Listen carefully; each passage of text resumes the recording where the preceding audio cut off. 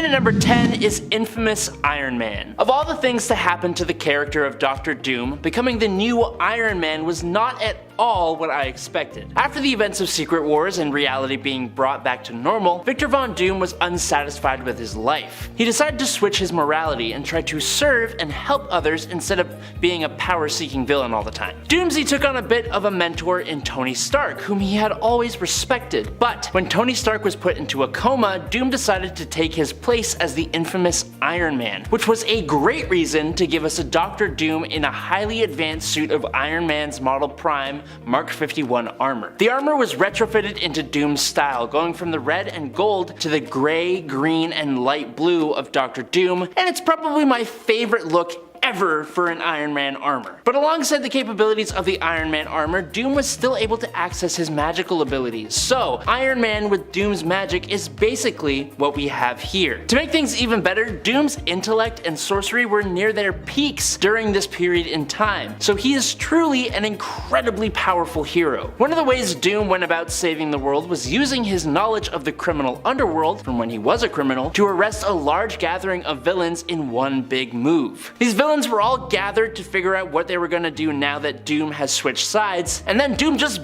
busts in through the roof and takes down heavy hitters such as the Wizard, the Wrecking Crew, the Hood, and Jigsaw all in one go. So cool. Number 9, Cassandra Cain Batgirl. If we want to really get into Batgirl designs that will knock your socks off, we don't have to look any farther than Cassandra Cain. Cassandra is the daughter of David Cain and Lady Shiva, two assassins who raised and trained Cassandra to become a perfect warrior. She became the new Batgirl in Batman No Man's Land, and her costume was such a drastic change compared to other Batgirls of the past. If I was walking in the streets of Gotham and I saw someone dressed like this, I would just move. Like to a different city altogether. I would be gone. Going from the almost friendly seeming outfits of Barbara Gordon's Batgirl costume to this dark and brooding costume with basically no human facial features, it's so fitting for her and her character. It's intimidating, it's intense, and if I was a Gotham City criminal who came face to face with this in the middle of the night, my life would flash before my eyes. Hey guys! I just want to say a big thank you for being such a great community. We appreciate the thoughts and opinions down in the comments below. Make sure to let me know your favorite villain redesigns, and be sure to like and subscribe if you wanna. But moving on to number 8, it's Nightwing. Dick Grayson was the first ever sidekick to step out from under the shadow of his mentor and become his own genuine certified superhero. First appearing as Nightwing after leaving the Bat family in Tales of the Teen Titans Volume 1 number 44, his costume was honestly not too bad. Yes, it was goofy for sure, don't get me started on the collar, but with the gold wing design, it was honestly pretty cool. Now while the suit has had a large number of variations over the years, I'd be a fool if I didn't say that the blue V costume that debuted in 1996 isn't the best suit that character has ever worn. Ever since this came out, it's just stuck, with later suits just being variations of this classic look. His newest DC Rebirth suit is a close second, and it is basically just a slightly updated version of this one, which makes this the real turning point for Nightwing's costumes. The simple blue bird across the chest and into the arms mixed with the rest of the suit being black. Yes, it's a simpler look, but one that ultimately works better than any other one. Number 7, Chasm. Talking about Ben Reilly in terms of his costumes is basically just talking about more spider suits. That's always been a bit of an issue with his design and his character overall. He needs to separate himself from Spider-Man and Peter Parker to have his own identity, but the problem is he's a clone. His powers, face, and physique are essentially the same as Peter Parker. When Ben isn't actually standing in as Spider-Man himself, he is the Scarlet Spider, and that suit is awesome. No doubt in my mind, it's got spunk. But more recently, Ben Reilly has developed a little bit more as a character, and during a climactic fight with Spider-Man, Ben lets himself be submerged in a psychoreactive polymer and loses the fight. Later, he is recovered, but the polymer had mutated him. Now, he goes by the name Chasm, signifying the way he feels without his missing memories, and taking on a purple suit with black symbols and a light greenish blue accent slash gas things. The suit is almost almost reminiscent of a symbiote-style look, which are also Spider-Man-like, but it's wholly something of its own. The psychoreactive goo gave him an offensive spider sense and some slight energy manipulation abilities, displaying the capability to forge solid light weapons of his own energy. It's so cool. Number 6. Green Goblin. Green Goblin's most despicable act would have to be the passing of Gwen Stacy. It was shocking, and it caused Spider-Man to beat the heck out of him before Gobby was famously impaled by his own glider. Boom. Done. The end. Well, no. Little did anyone know that Norman Osborn was in fact alive and devising a master plan that he hoped would ruin Spider-Man forever. His Goblin formula apparently gave him powerful regenerative abilities which allowed him to survive the impalement, and Norman fled to Europe. Osborn manipulated events from the shadows to have Peter Parker believe he was in fact a clone, and that Ben Reilly, who was a clone, was the original Peter Parker, eventually revealing himself and taking down Ben, who sacrificed himself to save Peter. I hope that wasn't too confusing. Reilly's body disintegrated, proving that Peter Parker was in fact the real Peter Parker and Spider-Man all along, but by this point everyone had truly accepted that Green Goblin was just out of the picture. Number 5. Doc Ock. Another interesting take on the return of a villain. Doc Ock is near the end of his life, but you never really stop being a villain, so in an incredibly surprising twist, he figures out how to swap minds with Peter Parker. So now, Doc Ock has seemingly defeated his number one foe and defeated death itself, as he now inhabits Peter Parker's body as the superior Spider-Man. Calling it a return is a bit of a play on words, as he never really leaves for a length of time, but he returns from his imminent demise as his number one nemesis, and he even kind of outdoes Peter as a hero, if not of a bit of a brutal one. He eventually gives Peter back his body, and after inhabiting a few other bodies, he eventually returns back to his own after a deal with Mephisto. Number 4. R'kll. You may not even know who R'kll is. Well, she was the totally awesome Empress of the Skrull Empire. She took control of the Empire from her father's usurper. She was Empress of the Skrull Empire up until their homeworld's destruction at the hands of Galactus. After this, she was assumed to have perished with the planet back in 1983. Well, no. In 2020's Empire event, it's eventually revealed that R'kll found out about her son, Hulkling, and so she teleported away from the Skrull homeworld before its destruction. She then embedded herself deep in the Kree Empire as Tanalith, a Kree prisoner. She worked her way up the ranks of the Kree with the intention of merging both the Kree and the Skrull empires, but for her own motives. Number 3. Bullseye. The villain Bullseye is actually one of the more brutal villains from Marvel Comics, in my opinion. But this is seemingly proof of that fact. In Daredevil Volume 1, issue number 181 from 1981, that's a lot of ones, Bullseye has been hired by Kingpin only to find himself replaced by Elektra. In his anger, he uses his throwing cards and her own Psi to take her out of the picture permanently. Unfortunately for him, Elektra and Daredevil are very close, and Daredevil is not a fan of this. After a heated battle high on the rooftops, Daredevil lets Bullseye fall to what most thought was his demise. It was honestly really shocking for fans of the hero, but it turns out that instead Bullseye had indeed survived his fall, but was now paralyzed with a broken spine. It wasn't until Deadpool Volume 3 number 34 from 1999 that he gets his bones laced with adamantium by Lord Darkwind, allowing the villain to finally recover and go back to his mercenary duties. Number 2. Kraven the Hunter. In Kraven's Last Hunt, Kraven the Hunter tracked down Spider-Man, beat him up pretty badly, buried him alive, wore his costume, ate some spiders, and then took his own life. Was it messed up?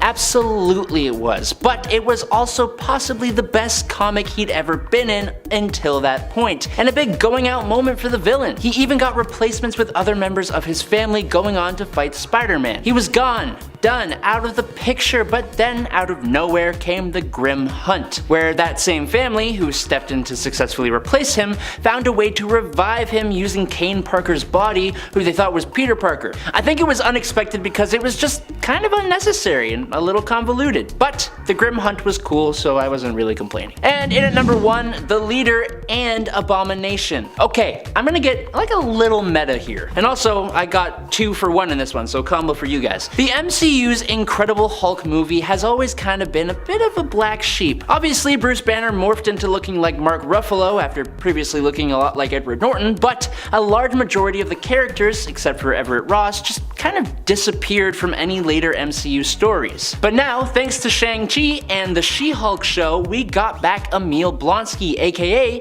Abomination, played by Tim Roth. And in the new Captain America movie that is going to be coming out soon, we will also be getting back Samuel Stearns, who started to become the leader at the end of the Hulk movie, and was played by Tim Blake Nelson. Now, what I really want to know is if we are going to get back Ty Burrell playing Doc Samson, because I would love to see him with the green hair. Coming in at number 10, we've got the Blue Beetle. Keep your friends close and your enemies closer. That's what they always say, right?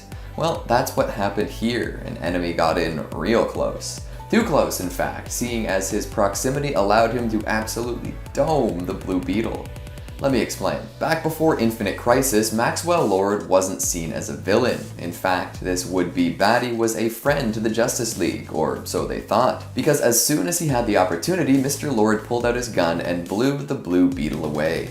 Poor Ted Kord didn't even see it coming. And neither did anyone reading. This kind of betrayal was totally out of the blue and threw a lot of fans way off.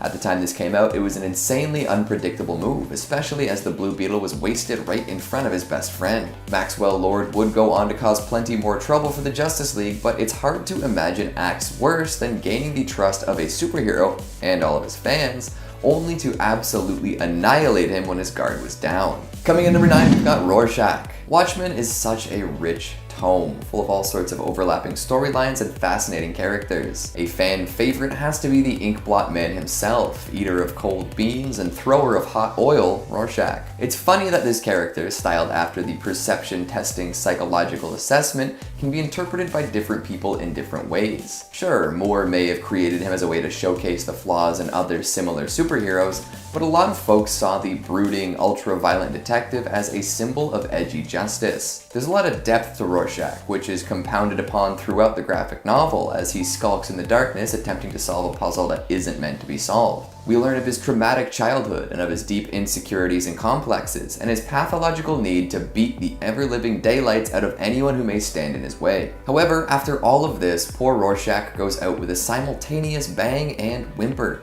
In a world full of vigilantes limited by their own human bodies and heroes bankrolled by higher powers, running into a true superhuman is something else. So when Rorschach, after all of his night-crawling antics, runs into Dr. Manhattan, he's unable to really do anything.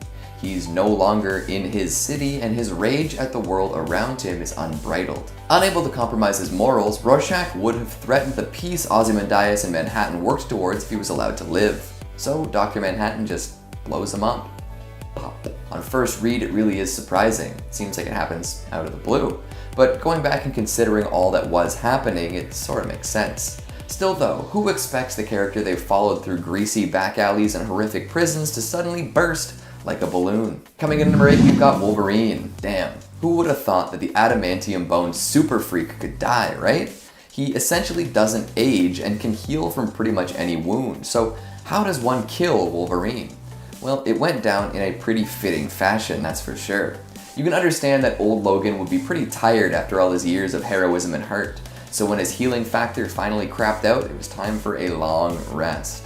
However, he wasn't going down alone. Deciding he would prevent any other Wolverines from coming into existence, and in doing so hopefully stop anyone from feeling pain as he has, he sought out Dr. Abraham Cornelius, the man who performed the life-altering experiments on him. The fight was intense and resulted in Wolverine being covered in liquid adamantium. Fitting, right? The stuff that's helped keep him alive from the inside all these years, now totally surrounding and suffocating him.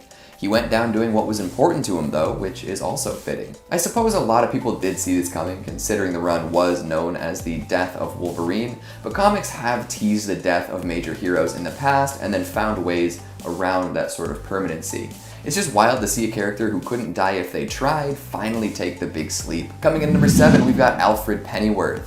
Not Alfred. The beloved butler to Bruce/Batman, brutally brought down by an evil edition of Papa Wayne. For what reason, you may ask? Well, this alternate version of Thomas Wayne wanted to teach Bruce a lesson. He found his way into the main DC universe with the intent to show Bruce how much pain and suffering being a hero would cause. So he killed Alfred, and nothing was ever the same. Taking out such a long-standing and integral supporting character is an enormous thing to do, and it all happened so quickly. One day, Alfred was here, the next, he was gone. This caused plenty of cascading changes too, from negatively affecting the mental state of all those who cherished Alfred to the increased reliance on Lucius Fox. Number 6. Uranos. The Eternal, known as Uranos, first ever appeared in Marvel What If number 24 in September of 1980, in a story that explained the origins of the Eternals. Now in this story, Uranos is trying to convince his brother Kronos that the Eternals should use their massive amounts of power to take over the world. He believed the Eternals would best fulfill their duties if they exterminated both the deviants and humans on Earth, all life outside the universe, and then imprison the Celestials. But his brothers Kronos and Oceanus disagreed, sparking the Eternal Civil War. The war culminated in his defeat and banishment to the planet Uranus. Surprise though, this isn't actually what happened. The Uranos, who was banished to another planet, was actually a clone, and the real Uranos was banished to the Exclusion, which is where Thanos and Druig go in the recent Eternals The Heretic story from 2021. Here we are introduced to a very different looking Uranos who becomes the weapon of Druig against the mutant population in the Judgment Day event. Number 5. Magneto. Speaking of the Judgment Day event, in the X-Men Red comics, the story actually featured a whole Magneto comeback all of its own, which was incredibly awesome, and I think it deserves a mention. Magneto isn't really a full-on villain anymore. He has an incredibly complex moral compass, which makes him more like an anti-hero than anything else. He's a fan favorite, which is why it was incredibly hard to watch him get his heart completely ripped out of his chest by Uranos during Judgment. After Uranos had completely decimated the population living on Mars though, Magneto reveals that he is actually still alive, using his powers to control the iron in his own blood to keep his blood flowing. He used his power to carry on surviving without a heart. It's completely insane and totally awesome. Number 4. Dr. Doom. In 2009's Fantastic Four number 566, Dr. Doom reveals that he had actually learned everything he knows from one incredibly powerful reality warping villain called the Marquis of Death. Doom also dropped the little tidbit that the Marquis would be showing up. Only when the Marquis did show up with his new apprentice, he was less than happy with the progress Doom had made on Earth, and he attacked. The Marquis warped reality, made Doom think he had won, then snatched the victory away, set him on fire, turned his heart to stone and his blood to acid, then sent him back in time to the Pliocene age to be eaten by megalodons. The Marquis goes on to fight the Fantastic Four, almost beating them, and then, when the Marquis is on his last legs, his apprentice shows up and straight up slaps and destroys him, but not before revealing that he is actually Dr. Doom. Dr. Doom survived being eaten by a megalodon, gained enough power and dark magic to completely change his form, he became the Marquis' apprentice again, and even defeated Uatu the Watcher so he wouldn't be discovered. All of that to get his revenge and finally defeat the Marquis of Death. Number 3. Vulcan. We're going back to the X-Men Red story yet again. I'd say I'm sorry, but I kinda love this story, so I'm not. How everything happens is still being somewhat explained, but what we do know is that Vulcan is being used as a pawn on a chessboard by Abigail Brand, the director of S.W.O.R.D., which is like S.H.I.E.L.D. but in space. So basically, on the planet Mars is a mutant population called the Iraqi, and they are pretty combat focused. They decide who makes up their governing council with trial by combat. Well, when Vulcan made a play to make it onto that council in issue 3, he was very much defeated. Like, it seemed like he passed away. But it turns out that Abigail Brand either resurrected him through the mutant resurrection protocol or helped heal him, as in issue number 9 of the comic, he shows up out of nowhere again and is essentially challenging the Empress of the Shi'ar Empire, believing himself to still be their emperor like he was all those years back. Number 2. Starro. Sometimes when villains return, they don't always go back to their villainy, and they don't always come back in the way you might expect. The intergalactic conqueror known as Starro has been an enemy of the Justice League for years. He has given them a run for their money many times, and since he's been around so long, he has danced around with his morality. Well, Starro was eventually defeated, and he pretty much perished. Sort of. Batman seems to have taken a part of this giant starfish and put it under his care to assist him and the Justice League with its incredible psychic capabilities. This new creation is called Jarro, and he is awesome. Starro himself isn't actually completely gone, as we find out a bit later, but Jarro just wants to make his dad, aka Batman, proud. He even dresses up as a Robin to try to be the best Robin ever. It's fantastic. And in at number 1, Sinestro. Sinestro is Hal Jordan and the Green Lantern Corps' greatest enemy. He was imprisoned in the Central Battery on Oa during the events of Emerald Twilight, where Hal Jordan went completely bonkers. In a last-ditch effort to defeat him, the Guardians released Sinestro in an attempt to stop Hal Jordan from destroying the Corps, and their battle was brutal. It eventually came down to a bare-knuckle fistfight, and Sinestro drove Jordan to go over the edge and snap Sinestro's neck, taking him down permanently. But this is a list of returns. So, in a later retcon, it was revealed that the Sinestro that Jordan snapped was really a light construct, and that Sinestro and the Parallax entity were actually the ones responsible for Hal Jordan's descent into villainy. So now, all the Hal Jordan fans can rest assured their hero is still squeaky clean. And honestly, a really cool return for a really awesome villain. Alright, number 10, Anti-Monitor. During the events of Forever Evil, the crime syndicate of America of Earth 3 invades the Prime DC universe, escaping the threat of their complete destruction back on their homeworld. For almost the entire comic event, the CSA all allude to the threat that destroyed their home and just how terrifying it is. The threat itself even makes a cut in the universal barriers, just trying to make its way into the Prime universe. After the CSA have been defeated in an awesome fight with Earth's villains, Superman speaks about how the threat they spoke of has to be Darkseid, and he begins preparing for Darkseid's return. But for us readers, we get to learn that the true enemy the CSA were running from was actually the incredibly powerful Anti-Monitor, who had destroyed almost all of Earth 3's reality. It's a cool reveal that leads straight into Darkseid War. Number 9, Ultron. Ultron is a villain that really just pops up over and over as he constantly reinvents himself in different ways. Now, one of his biggest reinventions was when he created an Age of Ultron, which became the name of the 2013 crossover series. Here, he finally achieved his goal of taking over the world. He created machines to hunt down anyone who failed to submit to his rule, with only a small group of heroes surviving and trying to oppose the mad Ultron. He was finally brought down by a program planted in his design by his creator, Hank Pym, after a time-traveling Sue Storm and Wolverine warned Pym of the future threat Ultron would pose. There is also his whole character arc in the MCU's What If animated series as well, which was honestly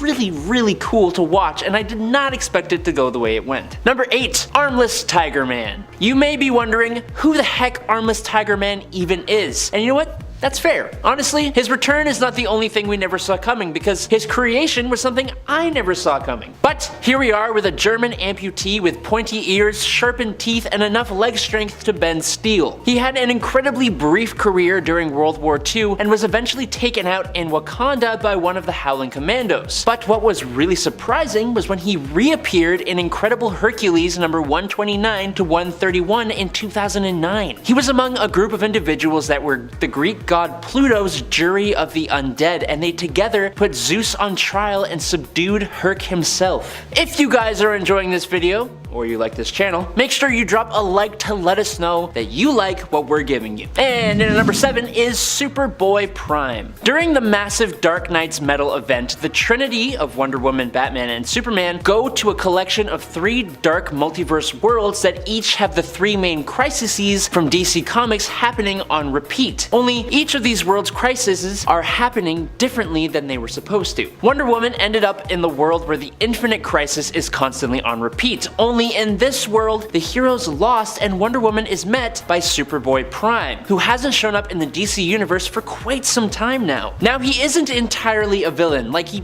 definitely has been, but he has always wanted the best outcome, but usually in the worst ways possible. But now, in this death metal event, he fights toe-to-toe against the Batman Who Laughs and seemingly destroys him. Or does he? Number 6, the Man Without Fear. Daredevil is a hero who has gone through a few distinctive looks. Arguably, his most iconic was when he went from the yellow and red motif to just a straight up red devil. It was just right. But after being possessed by a demonic entity, Matt Murdock, Daredevil, needed time to recover and rediscover himself away from his home, and he left the defense of Hell's Kitchen to someone you might not expect, T'Challa. After being ambushed by Dr. Doom, who put T'Challa in a coma, another had to take up the role of Black Panther. T'Challa lost his enhanced abilities, and after the events of Doom War, he rendered all of Wakanda's vibranium inert. So, no powers, no vibranium, and no longer the ruler of Wakanda. How about a vacation to Hell's Kitchen? Enter the Black Panther Man Without Fear story. As the now depowered street-level defender of Hell's Kitchen, T'Challa had to rely on the basics such as his body armor, homemade gadgets, and his fighting ability. This suit doesn't really display its own usefulness, like previous Black Panther suits that had a whole host of technological upgrades. Instead, the suit displays the usefulness and ingenuity of T'Challa himself while also looking both appropriately street-level, yet inspired by T'Challa's Wakandan royal background. Number 5. Superior Spider-Man. Similar to the way Dr. Doom became Iron Man, when Doc Ock took over the body of Peter Parker in the Superior Spider-Man story arc, he was not against a little redesign, and man was it fantastic. The changes made to the suit are somehow both subtle, yet obvious. The classic blue section of the suit was changed to black, the symbols on the suit were redesigned, and Octavius added retractable talons to the hands and feet to use in combat. And both the biggest and again most subtle change came in the eyes of the suit that changed shape ever so slightly to look a bit more like goggles, alluding to the goggles that Doc Ock wears. Speaking of alluding to the villain's look, eventually mechanical arms were added to the suit as well that were so much more helpful in combat. Spider Octopus gave an edge to the regular spider suit that just works so well for this era of the character, but it also added some significant upgrades. Carbonadium plating, enhanced lenses, upgraded wrist web shooters, web wings, nerve hacking tech, and frickin' lasers. What? Number 4. The black suit. Spider-Man is showing up twice on this list, and it's for a very good reason. Spider-Man's red and blue classic suit is extremely iconic, and I don't think anyone thinks it's bad. The Sam Raimi version of that suit is beautiful. But the black spider suit that appeared in Secret Wars? Oh baby, that suit was something else. If you tell me that you don't like this one, you're a liar, and 2, we can't be friends. Sorry. This suit was actually designed by a guy called Randy Schuler for a contest Marvel had, and they paid him $220 for it. $220 for one of the most fan-beloved Spider-Man suits. $220 for what eventually would become one of Spider-Man's greatest villains and eventually one of Marvel's most popular anti-heroes. This is the best investment Marvel has ever made. The black symbiote suit was so great and so popular that Marvel even came up with excuses for Peter to get a regular cloth version of the suit made by his girlfriend Black Cat. That wasn't a brain-consuming symbiote and just had the benefit of stealth, intimidation, and looking sexy. Damn. Number 3. Catwoman. The history of Catwoman's look is a long and honestly incredibly odd story. In the beginning, Selena Kyle was just a woman in a green dress that was also a thief. She eventually donned an orange costume with a cape, and eventually she added a terrifying full cat face mask in the 1940s Batman number 3. Now over time she would go through a number of looks with a purple gown, which eventually became a bodysuit, and eventually a black bodysuit that connected to her cat-shaped mask. And we can never forget the leather Tim Burton Catwoman costume. That was mwah. But speaking to her character and the actual occupation she has as a thief, no design matched up to the suit created by Darwin Cook, created for the character after the end of her first ongoing series. A leather suit which had a more practical vibe was matched with a pair of cat eyes goggles, and it became what is arguably the character's most popular costume, with later redesigns all primarily retaining the key elements of this suit. Number 2. Wolverine's cowl. How could we see it coming? It was one of the first redesigns for the character, and it was so iconic that he hasn't really deviated from the look ever since. When Wolverine was introduced as the Canadian superhero, his design philosophy was to just make him look like an animal. So yeah, the whiskers and pointed ears really helped to emulate that. But once he became one of the key players in the giant-sized X-Men in 1975, a redesign was needed. Almost everything about his look stayed the same, except that now his cowl contained no whiskers, thank God, and his pointed ears became quite a bit larger. The change was so simple yet so necessary, and so iconic that it hasn't really changed since. And this was his first ever redesign. Number 1. Nipple suit. Batman relies heavily on his tech. His bat suit is probably the most important of that tech. It's highly advanced in terms of super suits, and it's constantly being improved and added to. Sometimes it gets a tech overhaul to battle a villain, like a zebra suit. Sometimes it will get a redesign to better personify where he is in his life, like the Zur-En-Arrh bat suit. But of all the suits donned by Bruce Wayne, one stands above the rest, and all it took was the addition of a pair of anatomic nipples. In both Batman Forever from 1995 and Batman and Robin from 1999, 1997, the director Joel Schumacher decided that he wanted his heroes to emulate human perfection, and so he was inspired by statues of Greek gods and heroes. This is why both of his batsuits worn by Val Kilmer and George Clooney have a shiny, muscle-adorned physique, and of course, nipples. It's really a very small detail, and if it wasn't for a close-up shot of just the chest and its extremely prevalent nipples, I might not have even noticed. But when you realize those nipples are there, you realize that no other superhero has nipples built into their costume. Iconic. In at number 10, Shazam and Stargirl. A lot of the superheroes close to Shazam don't know that he's actually a teenager trapped in an adult's body. While working with the JSA, he and the teen Stargirl started getting, a little bit closer, and while the two were stuck in a different dimension, their powers were stripped away, so the adult Shazam was in his teen form of Billy Batson. Other than in this scenario, these two superheroes hooking up was just plain weird, which is also why we would have never seen this coming regardless of how close they were before this. They worked collaboratively to escape this dimension and even sealed it with a kiss. Although once returning to the JSA, they were kinda really weirded out by seeing an adult Shazam hitting on the teen Stargirl, so definitely a short-lived hookup. In at number 9, Black Widow and Winter Soldier. After many had thought that Bucky Barnes was dead for sure, he made a miraculous comeback as the Winter Soldier in 2005. Bucky had spent his time away working with the Soviet Union as their top assassin, and during that time he had begun a relationship with Natasha Romanoff. Although because they were both part of a secret Soviet organizations, their brains were constantly being messed with, which led to the Winter Widow couple forgetting that they had even been together. When Bucky had his brief stint as Captain America, he and Natasha worked hand in hand on a lot of missions, but the Black Widow was brainwashed yet again to be an assassin. Bucky, on the other hand, was able to break out of this mind control and remember their relationship, but Natasha remembered everything except their hookups. Oof. Oh, sorry, I don't remember. In at number 8, Hawkeye and Wasp. In another surprising hookup that we never saw coming, we have the odd pairing of Hawkeye and the Wasp. Written by the sort of hated Chuck Austin, when he was working on the Avengers comic books, he drove fans insane with the way that he took the characters out of context. He would often write in storylines for characters that just didn't fit them. Fans couldn't believe how out of left field this relationship was between the two friends who literally had no build up to this really random hookup. Even Captain America and Hank were questioning why the pair were embracing each other at the start of Avengers issue 83 volume 3. Thankfully this didn't last long because Chuck was, well, removed from his job, as was the hookup. In at number 7, Cyclops and Emma Frost. This hookup isn't so much something that we didn't see coming, but more so something that fans really wanted to ignore ever happened. Emma's character may have been altered a bit, but deep down she's still this manipulative and arrogant lady. She only started hooking up with Cyclops because she knew it would make Jean Grey angry, and you wouldn't like her when she's angry.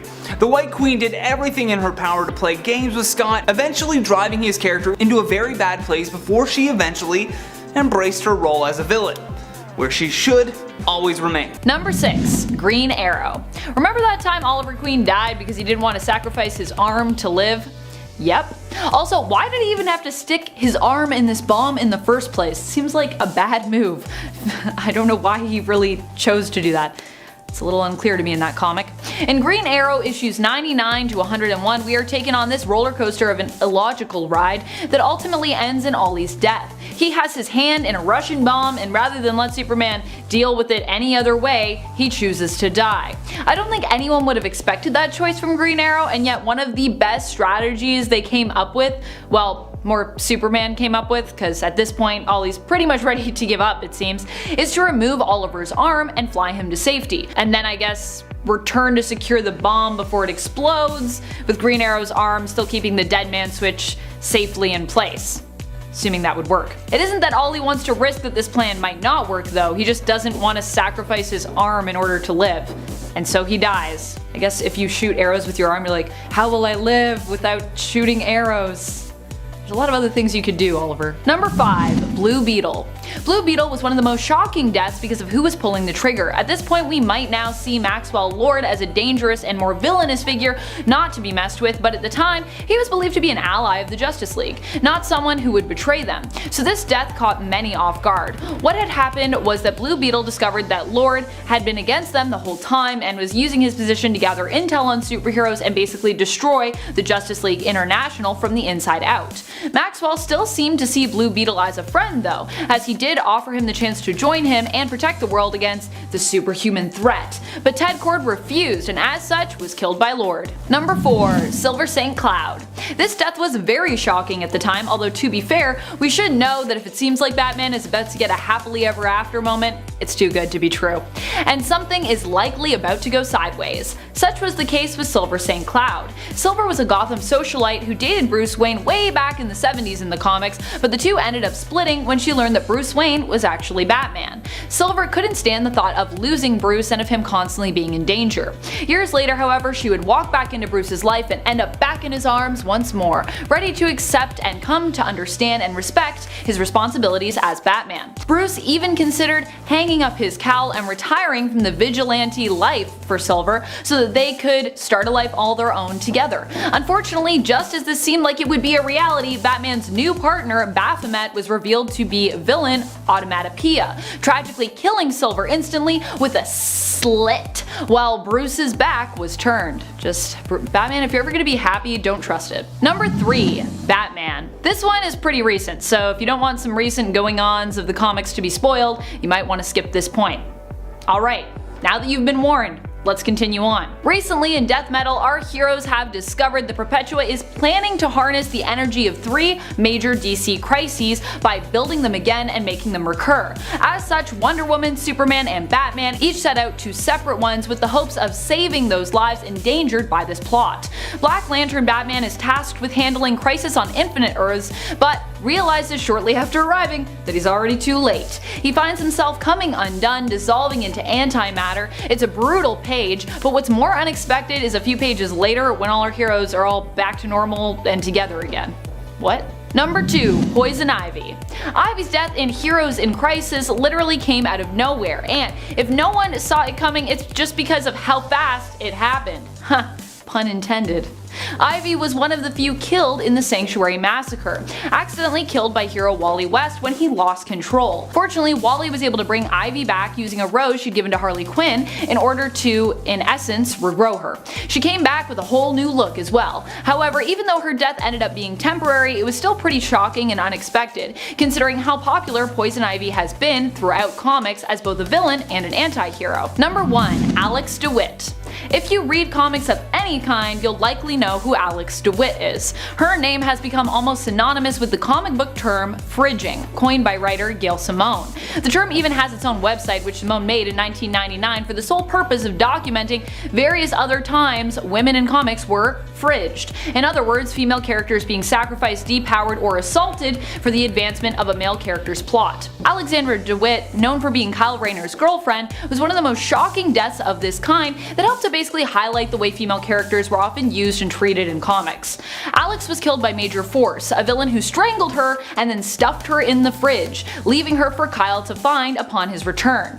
Unexpected for many. Number 10. Black Mask. Black Mask was killed by Selina Kyle, aka Catwoman. She shot Black Mask point blank, killing him as revenge for what he'd done to those she loved and cared for, chiefly burning down a building in Selina's hood on the east side, which she was trying to help and was kinda under protection, and for hurting her sister Maggie in an irreparable way and basically driving her insane. However, surprisingly, this would not be the end of Black Mask. Black Mask would return as a Black Lantern during the Blackest Night event and would eventually even return to life, surprising many folks, Selina included. But I mean, Black Mask is so great. How can you just let that villain go? You can't, unless it's Birds of Prey, and then he's probably gone forever in the DCEU. Number 9. Mr. Sinister. One of the weirdest comebacks was when Mr. Sinister created a failsafe in the case of his death, which did inevitably happen. Sinister basically intended to come back via the mutant youth he had once experimented on, who are now all grown up. When this failed, he planned a backup for that backup.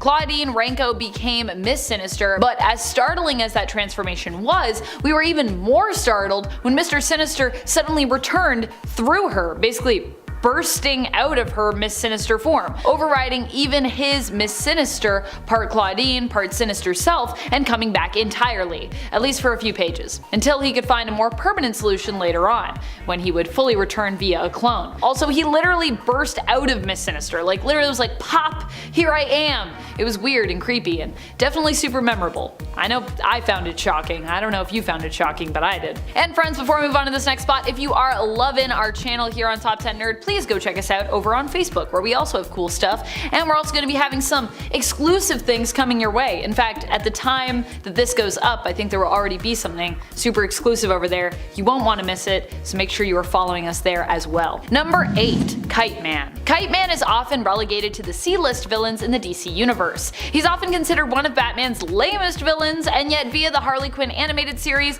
he saw a revitalization of his character, with him even getting a solid fan base due to how he was depicted in the show.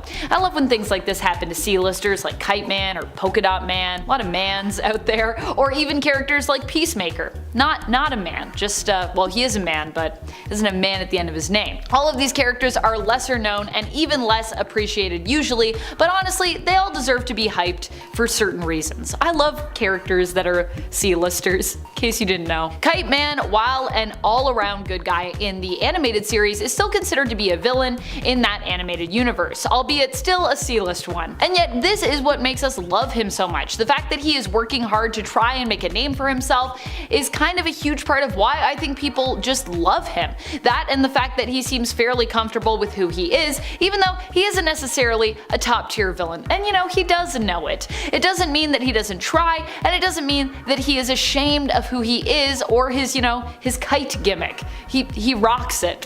Hell yeah, Kite Man. Hell yeah. Number 7. Kang the Conqueror. Kang the Conqueror is a staple villain when it comes to the Avengers team, but even still, he's not the first villain I think of when it comes to threats the Avengers might face in the Marvel Cinematic Universe. He's kind of a weird villain, and he's got a floating chair. It's weird. This is all part of the reason why I was surprised to hear that he was getting a revival, sort of, via the MCU, where he'd appear as a villain in Quantumania. Although even from that point on, I was one of the people speculating that his role in the MCU might be larger than just the Ant-Man and the Wasp film he was slated to star in. Especially when we heard that Jonathan Majors was going to be playing him, I was like, okay. You don't just do that and then make it like a one movie like blip of a villain. And so far it would seem to many others' surprise, I and some others may have been right when it came to our speculation on Kang's role. An alternate version of Kang appeared in Loki known as He Who Remains. This version of Kang warned of many different versions of himself that were basically being held back due to his maintenance and pruning of the sacred timeline. He also warned that killing him would actually cause the timeline to splinter, allowing all these Kangs to have free roam of the multiverse, where many of them were not as chill as he was. And yeah, I don't think they're gonna be as chill. Kang the Conqueror, here we go. Coming in at number 6, we have who actually created Batman. If you go back through Batman's history, you usually find that a lot of people always say Bob Kane was the person who made Batman, that it was all his idea and he was the only dude who came up with all the amazing features that we know and love as the Dark Knight. Well, that's actually not true at all. Bob was the artist who created the look of Batman, which is arguably the least important part of the character. Yeah, he did make the dude look super cool, but Bill Finger was the mind behind making most of the important pieces of Batman, like the Batmobile, the different gadgets, Robin, and even the Joker. And who would Batman be without the Joker? And the writer is technically the one who came up with the idea of the character, not to discredit the artist, but we understand the difference. Well, why is it that everyone remembers Bob Kane as the guy who created Batman? Well, because he forced the people at DC to sign a contract that said he was the sole creator of Batman. So going back to the history, it's revealed that this dude was kind of a d***. Coming at number 5, we have Jason Todd's death. If something like this happened today, it would for sure play out the same way because we know how the internet works, but I love this story because it just goes to show you how trolls have existed forever. When Jason Todd was brought into the fray as the new Robin, there came a time where he was kidnapped by the Joker and DC Comics brought it to the fans to determine his fate. They would ask the public to vote on whether or not this child would die, and the fans voted yes. Wait, what? Yeah, dude, this is what happened. When you ask the public their opinion on something that doesn't really matter, they usually choose something like this. Like when that research vessel got named Bodie McBoatface. Well, I think the shocking part is that DC stuck true to the fans' vote and they killed off Jason Todd, who would later come back as the much cooler Red Hood. Coming in at number 4, we have Joker wears his own face. You have to give it up to the writers over at DC. The Joker has been in their stable of characters since the beginning, and they find ways to keep making him crazier. Like the time he had the doll maker cut off his own face and then he vanished for a year. Then he would reemerge by breaking into Gotham PD and stealing his face back and hooking it back on with some staples, clips, and bungee cords. Talk about making an entrance. You disappear for over a year, then you come back to Gotham, kill a bunch of cops, and staple your own face back on. Bravo. Coming in at number 3, we have Sue Dibney and Dr. Light. Comics will stretch into graphic content quite often when it comes to combat and death, but there have been a few occasions where they've taken dark storylines even further. There was the case of Elongated Man's wife Sue Dibney and her encounter with Dr. Light. No one remembered this because their minds had been erased through the means of magic, but eventually it all came to the surface that Dr. Light had violated Elongated Man's wife, Sue Dibney. The reason that everyone finds out about this is because Sue Dibney was actually murdered, and the investigation of her murder is what revealed all these horrible acts.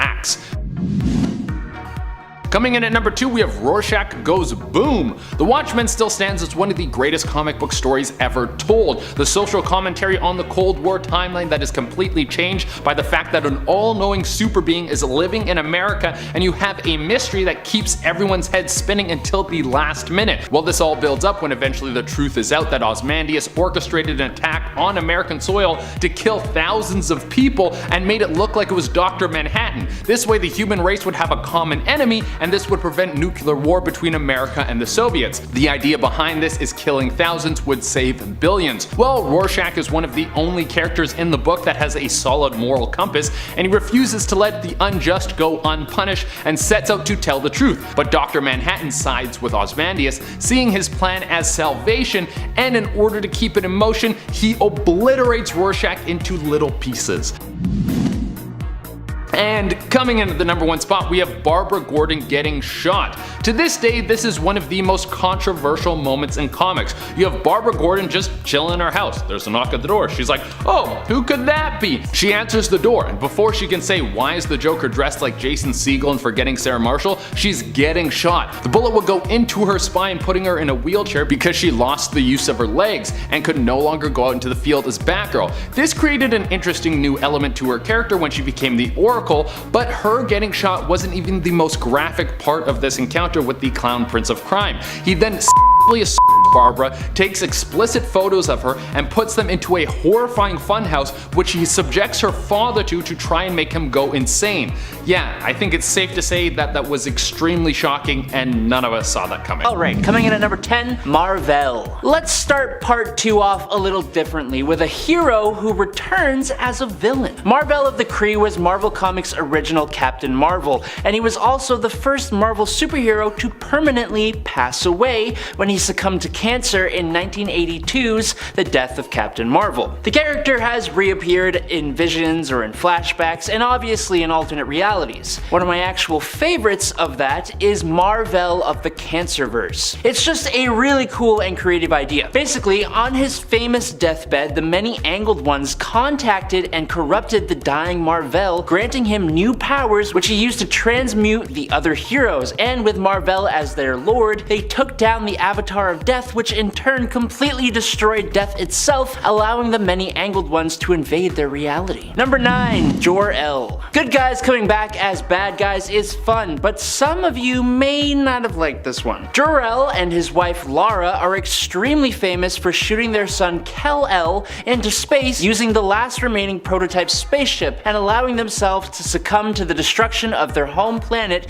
Krypton. Kal-El landed on Earth, grew up as Clark Kent, and became super Superman? Well, in Superman Volume 3, number 32, we are introduced to a villain known as Mr. Oz. And just to ruin the whole point of Jor-El's sacrifice and kind of the whole mythos of Superman, it turns out that Mr. Oz is Jor-El. As Krypton was crumbling away, Jor-El was whisked away by a mysterious force. Who was Dr. Manhattan? Shh, don't tell. He was brought to Earth where he crashed in a war-torn nation where Jor-El was forced to witness the atrocities of man. Jor-El adopted the moniker of Mr. Oz and began manipulating certain events from behind the scenes to try and, I don't know really, make humanity good, I guess? The surprising reveal was not expected, but it wasn't really welcome either. Number 8, the Red Skull. Okay, so there are a few times the Red Skull has reappeared over his comic book life. Actually, there's a lot. But I want to move over to the MCU for this one, because when he just happened to be a floating wraith-like being chilling on Vormir in Infinity War, I actually verbally went, what?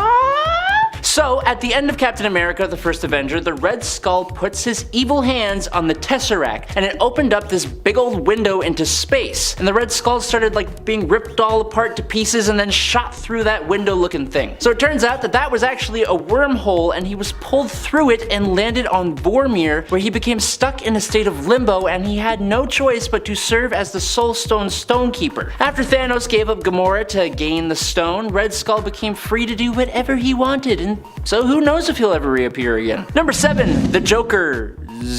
In the Three Jokers story from 2020, 3 crimes were committed on the same night, seemingly all by the Joker. Thanks to Batman's time on the Mobius chair during Darkseid War, he knows that there are indeed 3 Jokers running around Gotham. The original Golden Age Joker, known as the Criminal, the Killing Joke Joker, known as the Clown, and the Silver Age Joker, known as the Comedian. Jason Todd, Barbara Gordon, and Batman himself all team up to go after each Joker one at a time. It doesn't nearly go that smoothly. This is one of the best Joker stories in recent years. It almost feels like it stands alone outside of any kind of continuity. It's incredibly good, and the revelation of 3 different Jokers was something a lot of people just never expected. But what I think is even better than 3 Jokers is the chaotic feeling of not knowing if there was actually 3 or if there is a definitive Joker until the end when you find out. Coming in number 6, we've got Captain Marvel. Now here's an odd send-off for a superhero. Instead of being bested in battle or sacrificing oneself for the greater good, Mar-Vell was killed by something more folks might be able to relate to. It was cancer. The powerful and generous hero learned that he was ill and there wasn't much he could do about it. He learns that his past experiences exposed him to a highly volatile substance that gave him incurable cancer. From there, he does his best to be at peace with his dwindling lifespan and is visited by all sorts of people, both friend and foe, in one final send-off. The final figure that arrived was his longtime enemy and leader of the Skrulls, Thanos. He wasn't there to fight though, he was there to guide Mar-Vell to the afterlife. It says a lot about a character when even their most bitter rival shows up at the end to lend a hand. Coming in number 5, we've got Gwen Stacy. Gwen Stacy had such a huge impact on Peter Parker and therefore Spider-Man that it's impossible to look past this shocking death. The implications of that final neck snap reverberated all throughout the comic community. There has been plenty of controversy over Spider-Man's attempt to save Gwen and whether or not he contributed to her death by catching her awkwardly. Was it his fault that he couldn't save her? What does that mean for Peter moving forward? How much of the blame can be placed on the Green Goblin? All very good questions, a few of which caused more than minor uproar. It was later revealed that Gwen died of shock on her way to the ground, so there was nothing the web-slinger could do regardless. But her death forever altered the way Peter Parker looked at the world, and I'd say a lot of fans feel the same way. Coming in number 4, we've got Superman. Now this was probably the apex of impactful superhero deaths. Not necessarily because of the actual impact of his passing, but the craziness that it caused everywhere. Like when folks learned of Superman's death in 1992, sales went through the roof. Until that point, Superman was invincible. He could not be beat, let alone killed. Sure, he'd had brushes with failure in the past, and there were times that he could not complete the tasks he needed to complete, but dying? Superman? Damn, Doomsday, your name is really apt. Even the follow-up issue sold like hotcakes, almost matching the sales of the death of Superman. That's how you keep folks invested, apparently. Kill off your hero. Coming in number 3, we've got Elektra. A whole decade before Superman bit the dust, we had another controversial, dark, and upsetting death in comics. The assassin in red, martial arts master, and love interest of Matt Murdock, Elektra. After a brutal fight with Bullseye, Elektra is pierced through the chest and left to die. It was a wild move, especially for the time. Nobody expected this well-developed fan favorite to kick the bucket just like that, but that is exactly what happened. And it wasn't a half-assed death either. There was no coming back from it. When it happened, Elektra was dead and gone. Sure, she's made her way back into the rotation now in alternate universes and other comics, but in that run, she was gone. Coming in number 2, we've got Jason Todd. Oh boy. You could argue that people did see this one coming, as DC allowed fans to call in and vote for the outcome. It was up to the good folks at home to decide whether Robin would live or die, and in the end, they chose for him to die. That's brutal. After a drawn-out battle with the Joker, where poor Jason is beaten within an inch of his life, Batman almost pulls off the rescue. However, at the last moment, a bomb goes off and Robin tosses himself atop to stifle the explosion. There's no coming back from an injury like that. So thanks to the fans that voted for it, and some particularly fiendish storytelling, the Boy Wonder was no more. Ouch. And finally at number 1, we've got Barry Allen. Oh no. This is a tough one to stomach, that's for sure. After a lifetime's worth of genius brainpower and speed beyond measure, it seemed that the Flash would never truly meet his match. Nothing lasts forever though, and when an antimatter cannon was being prepped for annihilation, he had to step up, and fast. So that's what he did. Barry created a speed vortex powerful enough to destroy the weapon and prevent it from causing any harm, but in doing so exerted too much energy. The force that he generated tore his own body apart, ending his life. The worst bit is, folks got to see his face break down to nothing as it was happening. It's a wild and disturbing image for sure. So by putting it all on the line to save the world, Barry lost it all. Alright, coming in at number 10, we have Kyle Rayner gets the cold shoulder. If a villain can't take down a hero, usually the first thing they go for are their loved ones. I mean, they usually are way weaker than the hero, and it's one of the only ways you can hurt them emotionally. And an emotionally unstable hero is easier to take down than someone who is clear-headed and focused. And Kyle Rayner would learn this the hard way. After flying around in space, saving the universe from all the strangest things in the galaxy, you think he would be ready to see it all. I mean, what on earth could be more shocking than meeting a race of aliens hell-bent on destroying the universe? Well, how about finding your girlfriend stuffed in a fridge? That's right, one of the greatest Green Lanterns would come home to find his girlfriend murdered and compacted right next to the condiments. That is definitely going to make it hard to love again. Coming in at number 9, we have Batgirl's Got Some Bad Manners. Swearing in comics is nothing new, but for a lot of the most popular DC characters, you will never see this pop up on the page because the comics need to be sold to a wide range of readers. Which is kind of strange because you can totally have people getting their heads smashed in until they're unconscious, but no curse words. Well, in one of the issues of All-Star Batman and Robin the Boy Wonder, Batgirl screams out, "Sell your poison someplace else, this arcade belongs to the effing Batgirl." Now this shouldn't have been a big deal, as the people at DC blacked out the lettering so you couldn't see what Batgirl was saying, but you could put the pieces together in your head. That's not the shocking part. The shocking part is that the blacking out of the lettering on many of the issues wasn't dark enough, and most of the readers could make out what she was saying. So this was a huge screw up for DC, and they had to recall a ton of the comics and put new versions on the shelves that had the swear words completely blacked out. Coming in at number 8, we have Starfire Gets Too Sexy. Now, it's no surprise for female characters to be over-sexualized in comic books, but for this particular example, it was so blatant that Starfire fans were up in arms about this. I first got introduced to Starfire in Teen Titans, and she seemed to be like a clueless alien girl who had some pretty intense powers. In the comics, she was a pretty interesting character, well, until they spruced her up for the New 52. And by spruced her up, I mean they gave her some massive boobs and basically made her the horniest character in the Justice League. The center point of the new character was all about sexy, and it seemed that she was walking around trying to hook up with every last attractive person with a pulse. Since then, the character has been reworked to embrace her sexual side with a little bit more taste by having her come from a homeworld where monogamy isn't a thing. That sounds like a great place. But when the character first changed, people were feeling a little fiery. Coming in at number 7, we have Wiener Tentacles. Staying in the realm of the New 52, we're going to talk about the Swamp Thing, one of the quietly most powerful characters in the DC universe. And every time I see one of the covers from this comic, I get the feeling that I'm looking at a poster from a 1950s monster movie, in a good way. And the cover of issue 11 was no different. You have Swamp Thing carrying his loved one through a barrage of tentacles that seem to be attacking her. The only problem is the tentacles looked a little bit like wieners. A lot of fans started commenting about how the tube-like appendages looked a lot like those things that dangle between a dude's thighs, and it didn't help that these tentacles were a peach color, so they very much looked like a skin tone. This was so much of a problem that the comics had to be recalled and the artwork reworked. This was one of the funniest mistakes I have ever heard of. In at number 6, Nightwing and Catwoman. Now I get that this is a superhero hookup video, but Catwoman has done heroic things before, so let's just give her the benefit of the doubt. Back in 1996 for Nightwing issue number 52, Catwoman and Nightwing had a very unusual and unexpected encounter. The hookup between them didn't exactly come from a place of hidden affection either. Catwoman wanted to make Batman jealous, and when Grayson ran into her at a warehouse, she took full advantage of this opportunity. Nightwing is trying to switch the focus to the danger at hand, but Catwoman is only focused on this bizarre jealousy scheme.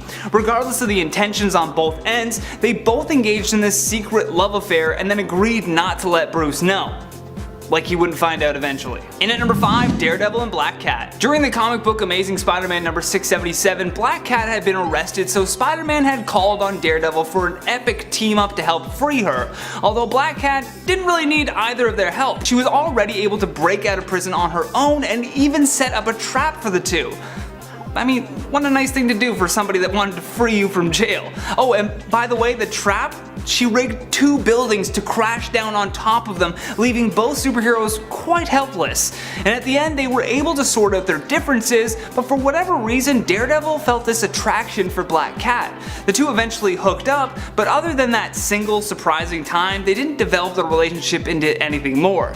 I mean, thank God. She's evil lady. In at number 4, Batman and Black Canary. Typically, the masterful fighter Black Canary is known for her relationship with Oliver Queen, although when it came to Frank Miller's Dark Knight and All-Star Batman and Robin, he shocked fans with a surprising hookup. The random hookup was brief and fleeting, but regardless was filled with an intense comic book hookup passion. Black Canary started to fall for Batman simply for his ability to fight off criminals using just his fists, which makes sense considering how notable of a fighter the Black Canary is. Although we're guessing this relationship didn't last long because the first thing Batman said when kissing her, "I haven't kissed a smoker in weeks, not since Selena."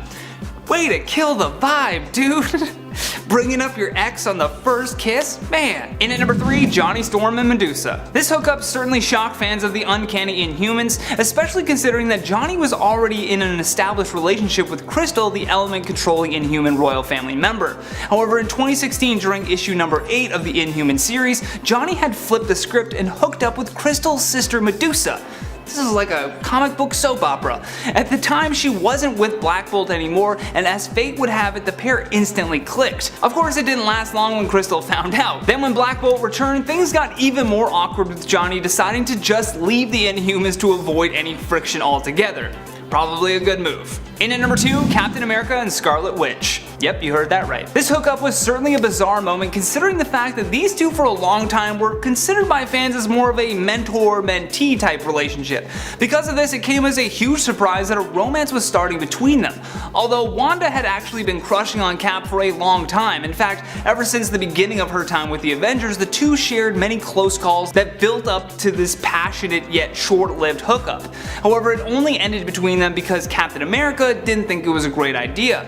The feeling was not mutual. Wanda ended up using her reality warping powers to cause a reaction of events that culminated with the Avengers Disassembled storyline, which yet again reinforces the idea that you should never date your coworkers. Last but not least, in our number 1 spot, Doctor Strange and Elektra. Set to be released March 4th, 2020, the cover for the Savage Avengers issue number 11 has raised a lot of eyebrows. The comic book is meant to reveal the horrific secret behind Kulanga's power, but the real question most fans will have is this hookup between Elektra and Doctor Strange. It's just bizarre. We don't know all the details as of yet, but what we do know is that Clea and Matt Murdock are probably equally out of the loop on this one. In the previous issue, Strange, Doom, and Conan the Barbarian will attempt to kill Kulangath, but for the next issue to have this as the cover, something had to have gone down. I guess we'll have to wait and see though, if this is going to be either short-lived or long-term. Who's to say? Although I want to hear what you have to say about it. Leave me a comment down below if you think their relationship is going to go on. Is Matt Murdock going to come back and be like, bro, you stole my girlfriend, what's up? Number 10, Vandal Savage. So this one comes to us from the alternate world belonging to Deceased. You might be thinking, but wait a minute Amanda, isn't it a given that these characters in Deceased will die? It's deceased after all, and this world is filled with anti-life equation zombies.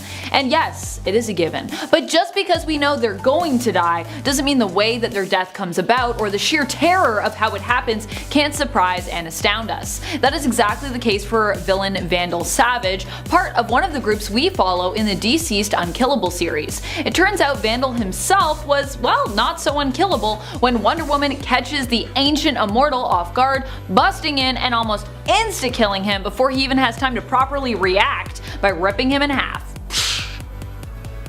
The psh is the blood splatter. Number 9. Jason Todd.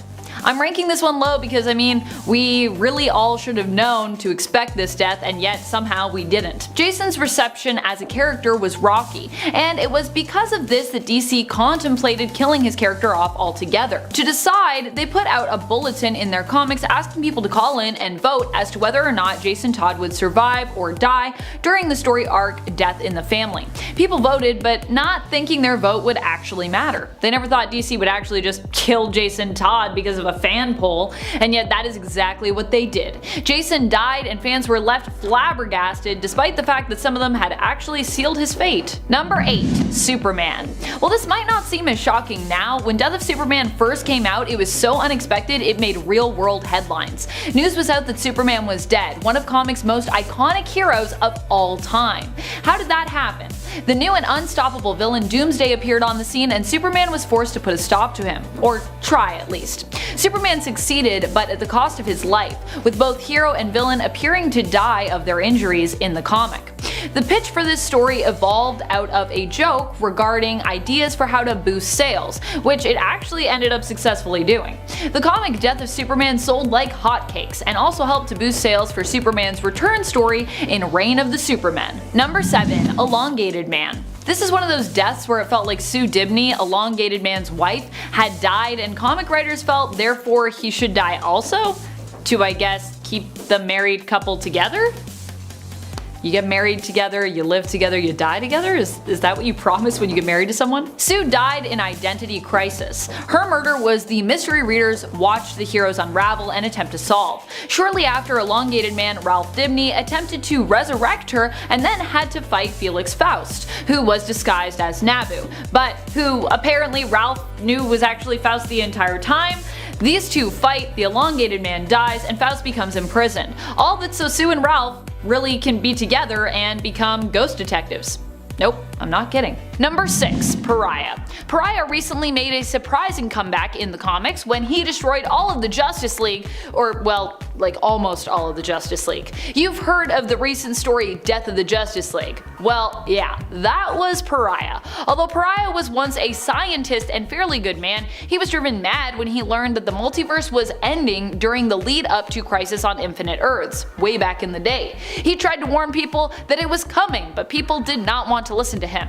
Now, once more, he's in a similar position. In a desperate attempt to prevent another crisis from cyclically destroying everything, this time Dark Crisis, he decided to kill all the heroes, believing that in doing so he would basically prevent the cycle from continuing that would lead to the destruction of the multiverse. It's a pretty crazy idea, but at this point, Pariah is a pretty crazy guy. Although it makes sense that he would be part of the catalyst for another crisis, DC fans were still surprised to see him return once more in modern comics. I think we were also all surprised that there's going to be another crisis, considering the last one was called Final Crisis. Not so final, it turns out. Number 5. Inheritors. A whole group of villains that I think everyone was fairly surprised to see return again were the Inheritors. This is because the Inheritors were firmly defeated in the previous Spider-Verse event. However, because Spider-Verse was such a massive success, Marvel decided to let the Inheritors return for the next one, Spider-Geddon. And we still have another third chapter of this continuous event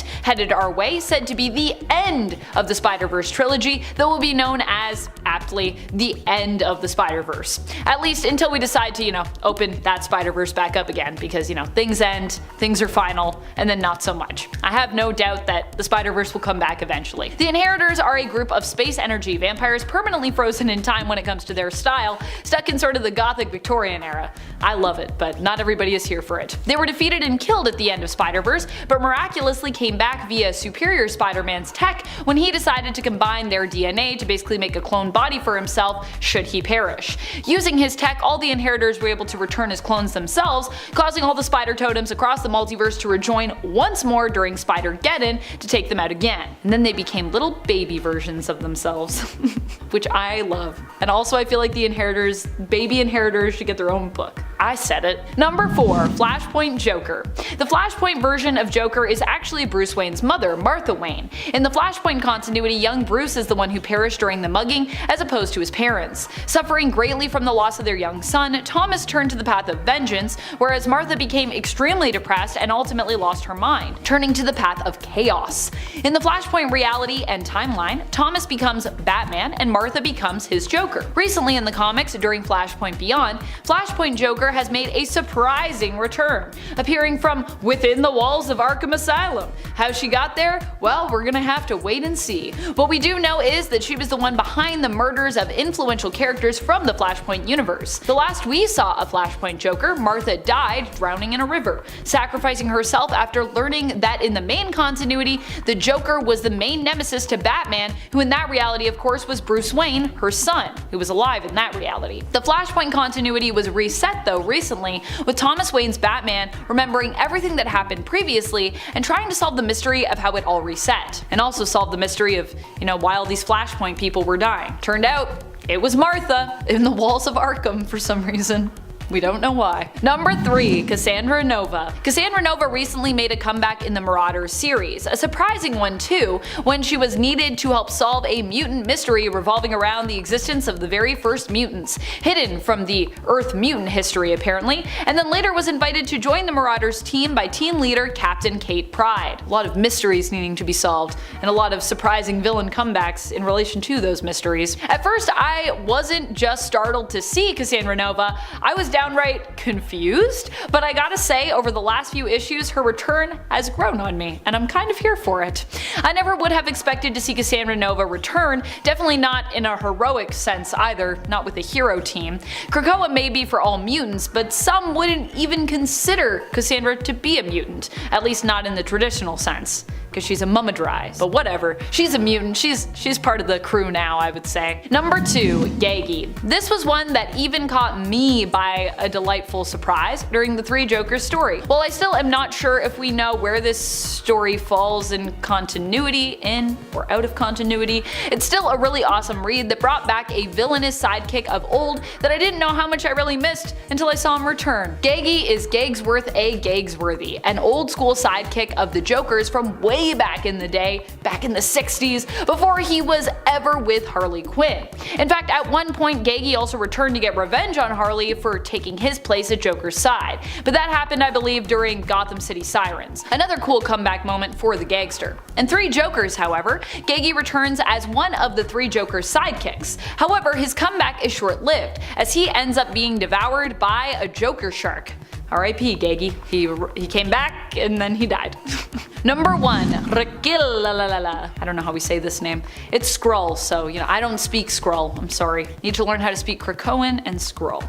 Got it. R'kll was a really weird comeback, so unexpected that it left everyone who was reading Marvel Comics at the time going, who? Huh? What's happening? Who is that? Even I had to look her up myself. R'kll was Empress of the Skrull Empire, who was believed dead for years. When Galactus came to devour the main homeworld of the Skrull at the time, Tarnax 4, R'kll was believed to have perished with it. However, we later learned during the Empire event a few years ago that she had actually survived the death of this world and had been living undercover as the Kree soldier T'Nalth the Pursuer.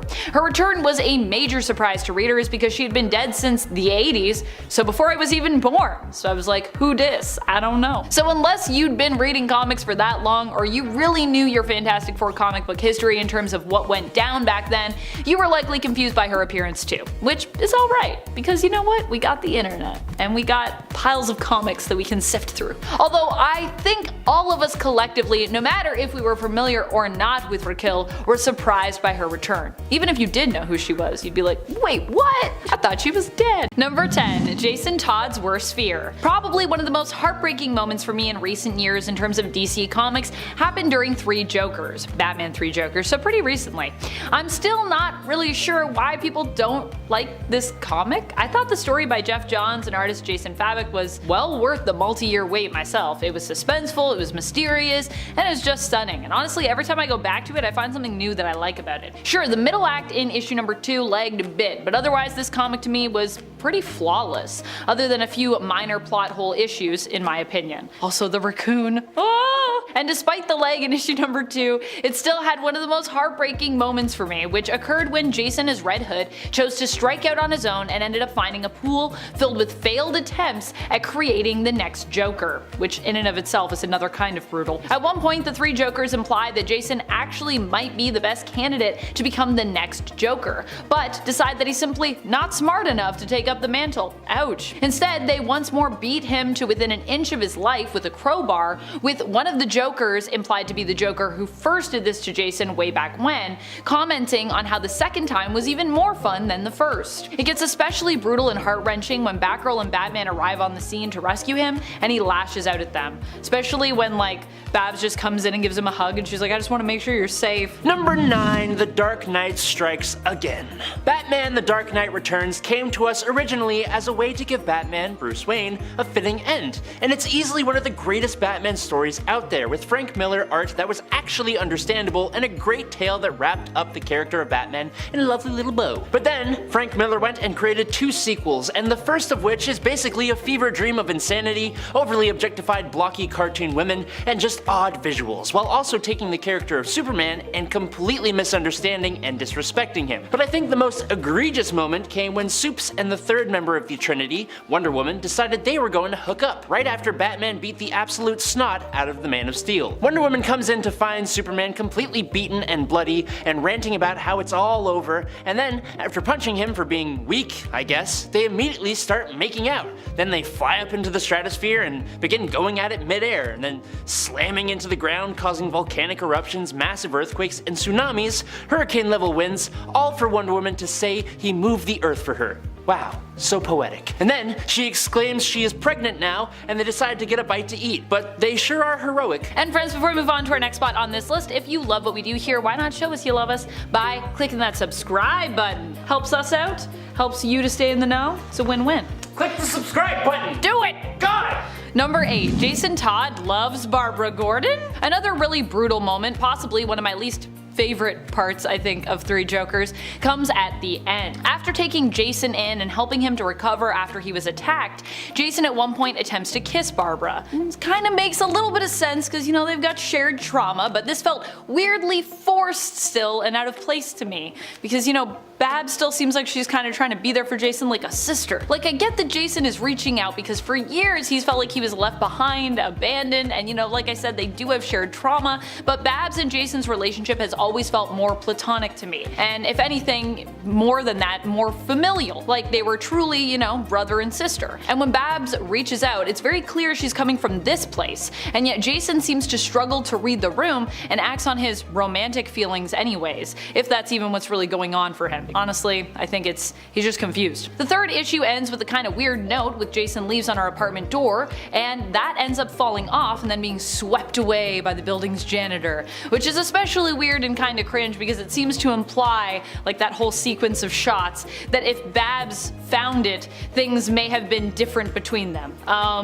Other than Barbara having to once more reaffirm her boundaries with Jason, I don't see how it could have ended otherwise. What a strange romance subplot that I never expected nor ever really wanted. But hey, there it is. In its 7, chewing gum. The Justice Buster Batsuit is a mech suit that's part of Batman's Fenrir contingency, which is designed to take down the entirety of the Justice League if they were to turn bad. Making its feature appearance in Batman Endgame, when the Joker used his virus to warp the brains of the Justice League at the beginning of this Endgame plot, Batman was forced to use the Fenrir protocol to eliminate the teammates, or well, to at least subdue them. The suit was successful in eliminating Wonder Woman, The Flash, and Aquaman, but met an even match at the hands of Superman. After a lengthy fight, Superman tore through the armor and nearly killed Batman until Bruce used kryptonite chewing gum to spit in Clark's face, rendering him unconscious. Come on, okay? Imagine waking up to learn that you passed out because Batman spit on your face. Seriously, please, brush your tongue, okay? You get one of those tongue scrapers. Your breath is lethal. Not to mention the miniaturized red suns for Knuckles, they didn't help. You had to spit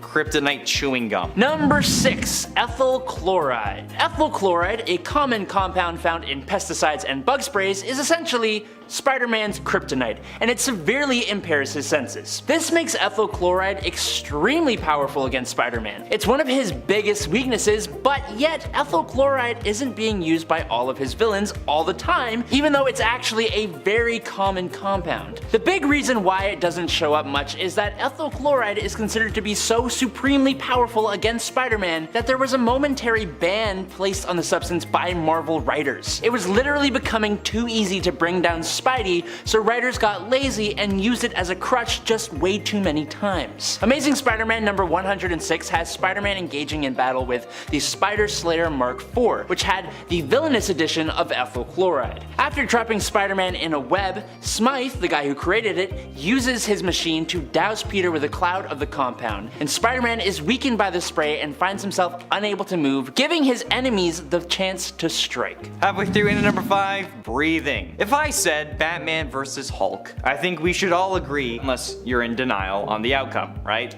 Talk about a one-sided fight. Batman standing up to Superman is one thing, they share a universe, he can get kryptonite, whatever. But Batman and the Hulk? No. Unfortunately though, they have gone toe-to-toe, and surprisingly, Batman achieved the impossible feat of defeating Hulk. In the harmonious days of 1981, when DC and Marvel were on friendly terms and the concept of separate universes hadn't really come to fruition, they occasionally collaborated on crossover stories. One such amusing tale unfolded in DC Special Series number 27, written by the late Len Wein and illustrated by Jose Luis Garcia Lopez. In the extraordinary encounter, Batman unexpectedly crossed paths with a rampaging Hulk, manipulated by the Joker to view Batman as a villain. The Hulk turned his fury towards the Caped Crusader, and Batman, recognizing the immense power of his opponent, somehow skillfully evaded Hulk's fists with every move, because you know, one hit would kill him. With calculated precision, Batman then deployed a pellet of knockout gas, which was disorienting the Hulk, but you know, not knocking him out because it's the Hulk. Exploiting a moment of weakness, Batman incapacitated the Jade Giant by kicking him in the gut, forcing Hulk to inhale. That's right, yeah, Batman kicked Hulk in the gut and actually made him flinch. Number 4, Asbestos. Johnny Storm, the Human Torch, was one of my favorite superheroes as a kid. He can create, absorb, and manipulate fire, which is pretty awesome. His Nova Flame is hot enough to vaporize the particles of anything in his way, except of course for asbestos.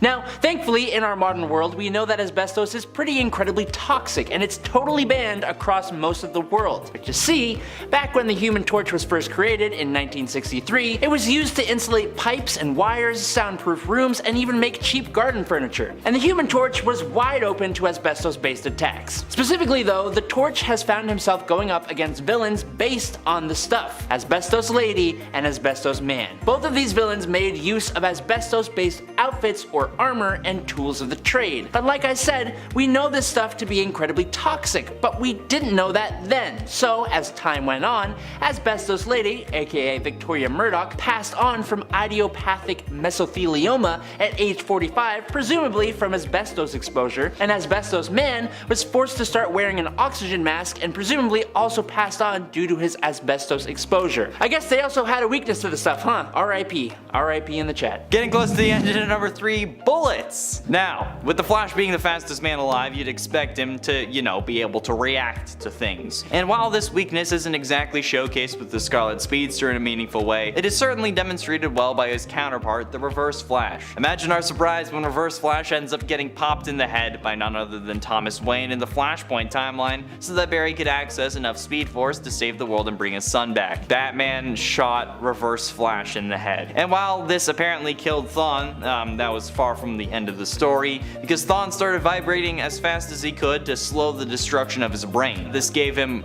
more time to avoid death and gave him the ability to hold a grudge. But seriously, shooting a speedster in the head has to be one of the dumbest ways a speedster has been defeated. And that's including the entirety of the Flash TV series, even the final season where he shakes hands with the negative speed force. Number 2. Yellow. Never eat the yellow snow. It's a rule that a lot of us know. While that may be a statement made to stop small children from consuming human or animal pee, I think it would be a perfect saying to introduce into the Green Lantern Corps. Hal Jordan has protected the Earth from interplanetary threats with his incredibly powerful ring and his incredibly powerful will. And yet, you face him armed with a handful of buttercups and he is rendered practically useless. According to the comics, an impurity in the ring's power source meant that Jordan became powerless when faced with the color yellow. This was later expanded by Jeff Johns' Green Lantern Rebirth as being tied to Parallax, a yellow fear entity who was locked in the central power battery, thus weakening it. Now, when you say it like that, it begins to make, I guess, a little bit more sense, but before this was revealed though, Green Lantern's weakness was just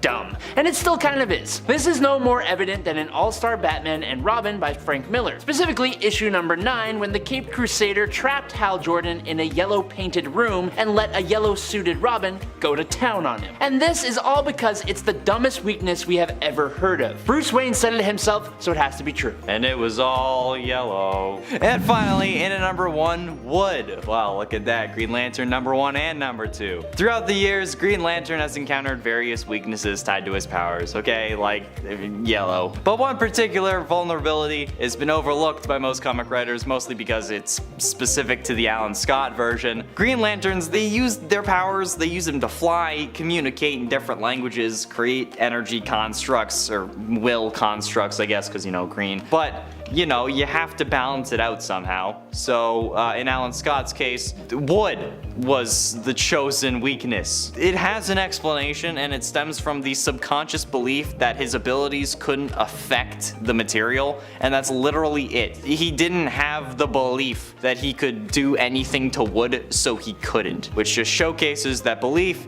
is the most powerful superpower of all, unless you're facing against a number 2 pencil, which I guess would actually take out both of them. Number 10. 3 Jokers. Thanks to Batman's time on the Mobius chair during DC's Darkseid War event, Bruce discovered that there are apparently 3 Jokers running around Gotham City. This led to the 3 Jokers story from 2020. 3 crimes were committed on the same night, seemingly all by the Joker. Alongside the Bat family, Batman discovers that these crimes were committed by the 3 different Jokers that he learned about. The original Golden Age Joker, known as the Criminal, the Killing Joke Joker, known as the Clown, and the Silver Age Joker, known as the Comedian. Jason Todd, Barbara Gordon, and Batman himself all team up to go after each Joker one at a time, and as you might expect, it doesn't nearly go that smoothly. This is one of the best Joker stories in recent years. It almost feels like it stands alone outside of any kind of continuity, and that's because it kind of really does. It's incredibly good and surprising and keeps you on your toes, and the revelation of 3 different Jokers was something a lot of people just never expected. But what I think is even better than the 3 Jokers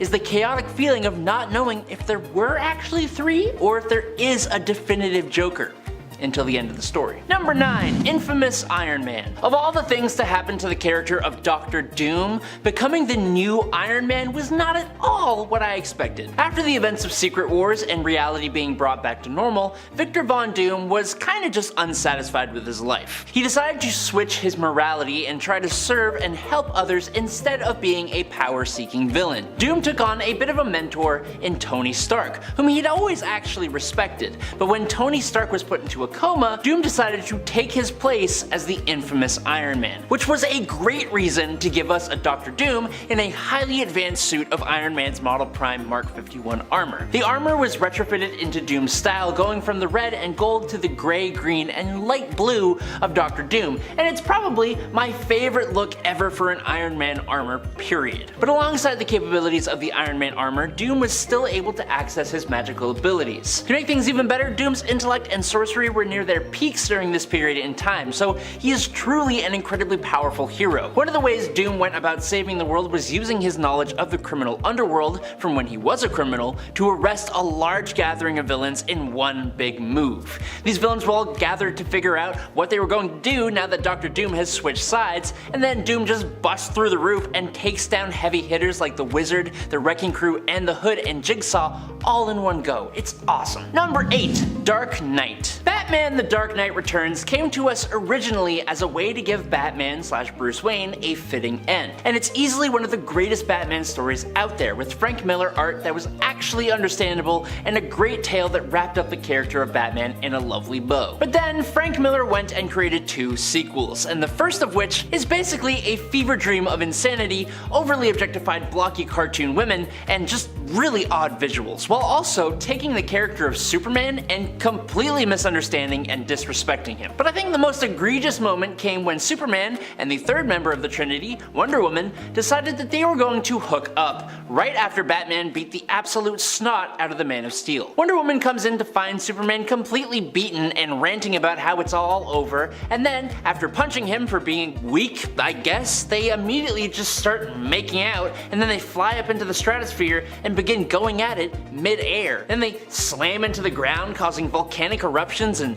earthquakes and tsunamis and hurricane-level winds, all for Wonder Woman to say that Superman had moved the earth for her. Wow, so cute. So poetic. And then she exclaims that she is now pregnant, and they decide to go and get a bite to eat. It's really weird. It's really weird. Moving on to number 7, we have Captain America. Captain America has been mocked in the past for being perceived as a weak superhero, particularly a weak member of the Avengers. Now, Steve Rogers gets his superpowers thanks to the Super Soldier Serum, which turned him from a scrawny fine arts student in the comics into a superhero with peak physical strength, speed, durability, agility, reflexes, senses, and mental processing. Now, throughout the years, he has lost the serum at times. Plot device much? Once even turning him into an elderly version of Rogers. On top of that, he's often pegged as one of the weaker members of the Avengers, like I mentioned. It ain't easy being compared to the likes of the Hulk or Thor or Iron Man. But when it comes to Cap, it is not just his Super Soldier Serum granted abilities that make him strong. It's his willpower and his mind. He is a master tactician, strategist, and field commander, and sometimes people forget how invaluable those assets are for the Avengers team. In addition to that, Captain America is more than just a person. He is a symbol. Rogers is one of the only superheroes to appropriately represent that symbol. He is a man of honor, and his desire to serve the American people for the greater good is one of his most underlying motivations.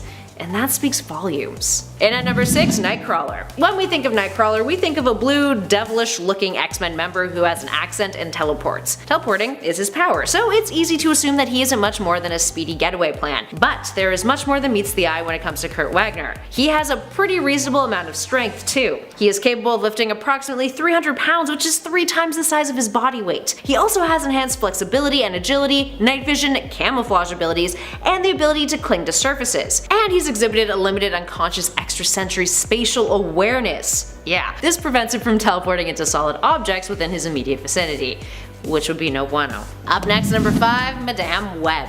Madame Web, aka Cassandra Webb, first appeared in 1980's The Amazing Spider-Man issue 210. She is an elderly woman with myasthenia gravis, an illness that affects her nervous system and makes her blind and paraplegic. Her husband had designed a life support system for her, which looks like a spider web. She often acts as a mentor figure to Spider-Man. Now, despite never physically fighting any supervillains, her powers lie in her immense intellect. She is telepathic, a clairvoyant with precognitive powers, and has the ability to see all possible outcomes of a situation.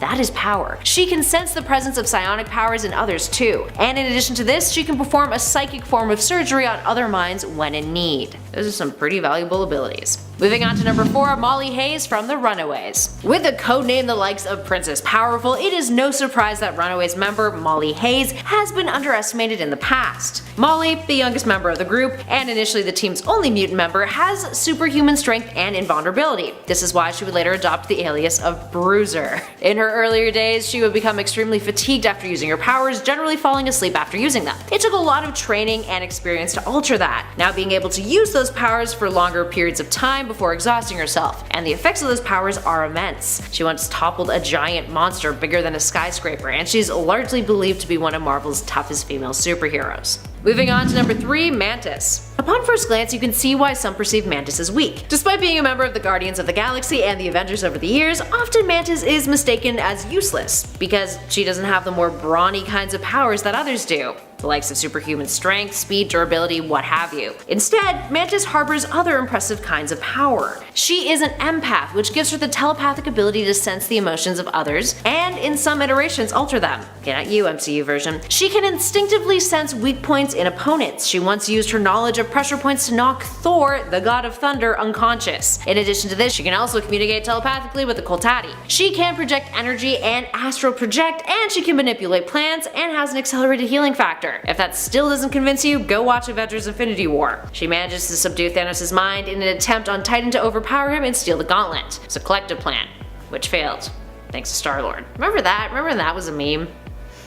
Yeah. I feel like we've all chilled out in Star-Lord a bit since then, haven't we?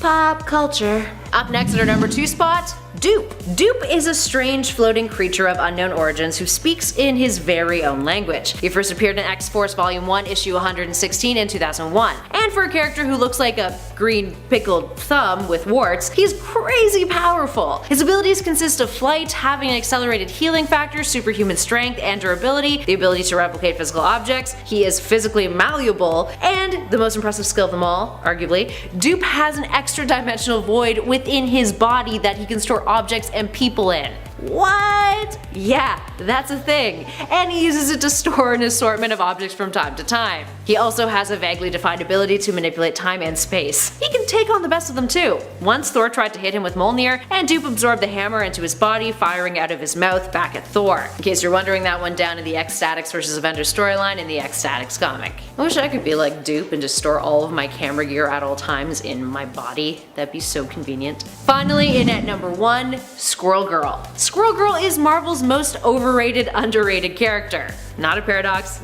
If you think about it, it actually makes sense. And she's awesome. So for starters, what can Squirrel Girl do? Well, she has superhuman agility, senses and strength, a prehensile tail, razor-sharp claws, retractable knuckle spikes, and the ability to communicate with squirrels. That latter ability initially made her a bit of a joke, but over the years the character has shown just how resourceful of a superhero she is, and how resourceful her army of squirrels can be. I mean, think about it, an army of anything is still an army. Even if it's squirrels, they got tiny claws and shit, guys. The list of supervillains that Squirrel Girl has defeated is pretty jaw-dropping. She once saved Earth from being consumed by Galactus by having an empathetic, friendly chat with him. She once defeated Thanos. The fight was off panel, but the Watcher confirmed the victory. She once overwhelmed Dr. Doom with her army of squirrels in one of the most humiliating defeats of his to date, saving Iron Man in the process. She was 14 at the time. I feel super unaccomplished. She's highly underestimated in the Marvel Universe, which she works to her advantage. Number 10, Punisher ends the human race. In the one-shot comic, Punisher: The End, we are introduced to a prison that is executing all of its prisoners in preparation for an upcoming nuclear war, with the guards planning on then hiding out in a bomb shelter that is installed. One of the prisoners is actually Frank Castle, who has grown older and has been caught and locked up. He gets in the shelter before the blast comes, and after a year, he and a companion from the prison exit and start making their way through the wasteland. Frank knows that the radiation levels he is exposing himself to will cause him to die within 72 hours, but keeps moving forwards, eventually getting to his goal. A shelter filled with former billionaires who knew their decisions would lead to an apocalypse and hid themselves away. He prepares to punish them, but the sleazy rich people convince him to spare them long enough to explain the seriousness of the situation to him. The other shelters have fallen silent,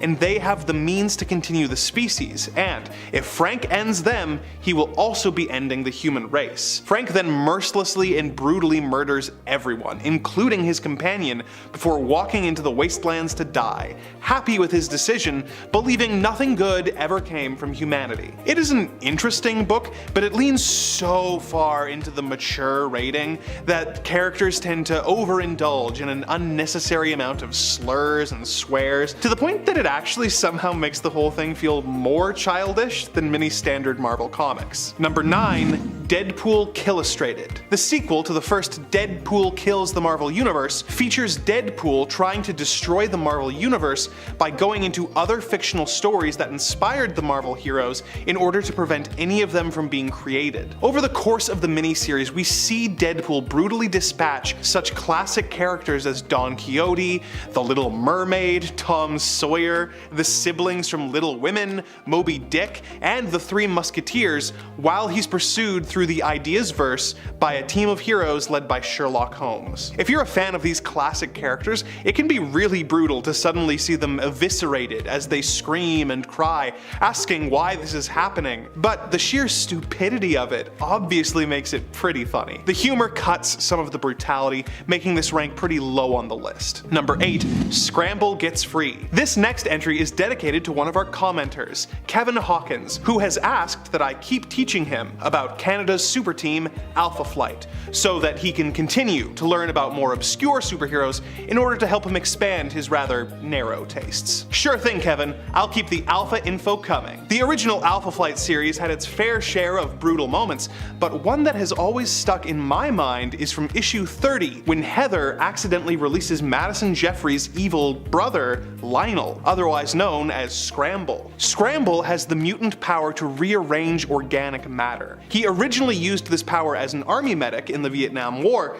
but the trauma of the war drove him insane and he was locked away in a hospital. Once he got free, he used his powers to turn the other patients into deformed and grotesque mounds of mutated flesh that then attacked the heroes. Every design in this issue is wonderfully brutal and disgusting, including the creature that Heather is transformed into. The victims are eventually saved and put back in their original shapes, which makes this a bit less brutal, but it was an especially disturbing issue. Number 7, Red Hood and Batgirl. Jason Todd and Barbara Gordon are admittedly a super weird ship, at least for me. I'm sure there are some of you out there that really love the idea of this couple, but for me, honestly, it's just weird. Granted, this hookup didn't go as far as some others on our list have. Instead of this being a full-on relationship, a one-night stand, or even just a date, this was merely a profession of love from Jason to Babs. Babs, however, took the opportunity to create some boundaries with Jason. She saw he was hurting and wanted to be there for him as someone who also has shared trauma in regards to her relationship with the Joker, and just in terms of someone who's also a Bat family member, so she's kind of like a sister to him. She felt that this shared experience with the villain was basically clouding Jason's mind somewhat, making him feel closer to her romantically, but without there actually being any other real spark between them or reason for them to be together. And honestly, I gotta say, I agree with Babs on this one. Personally, I like Jason Todd best with Artemis, so I'm here for that ship, but this one, not so much.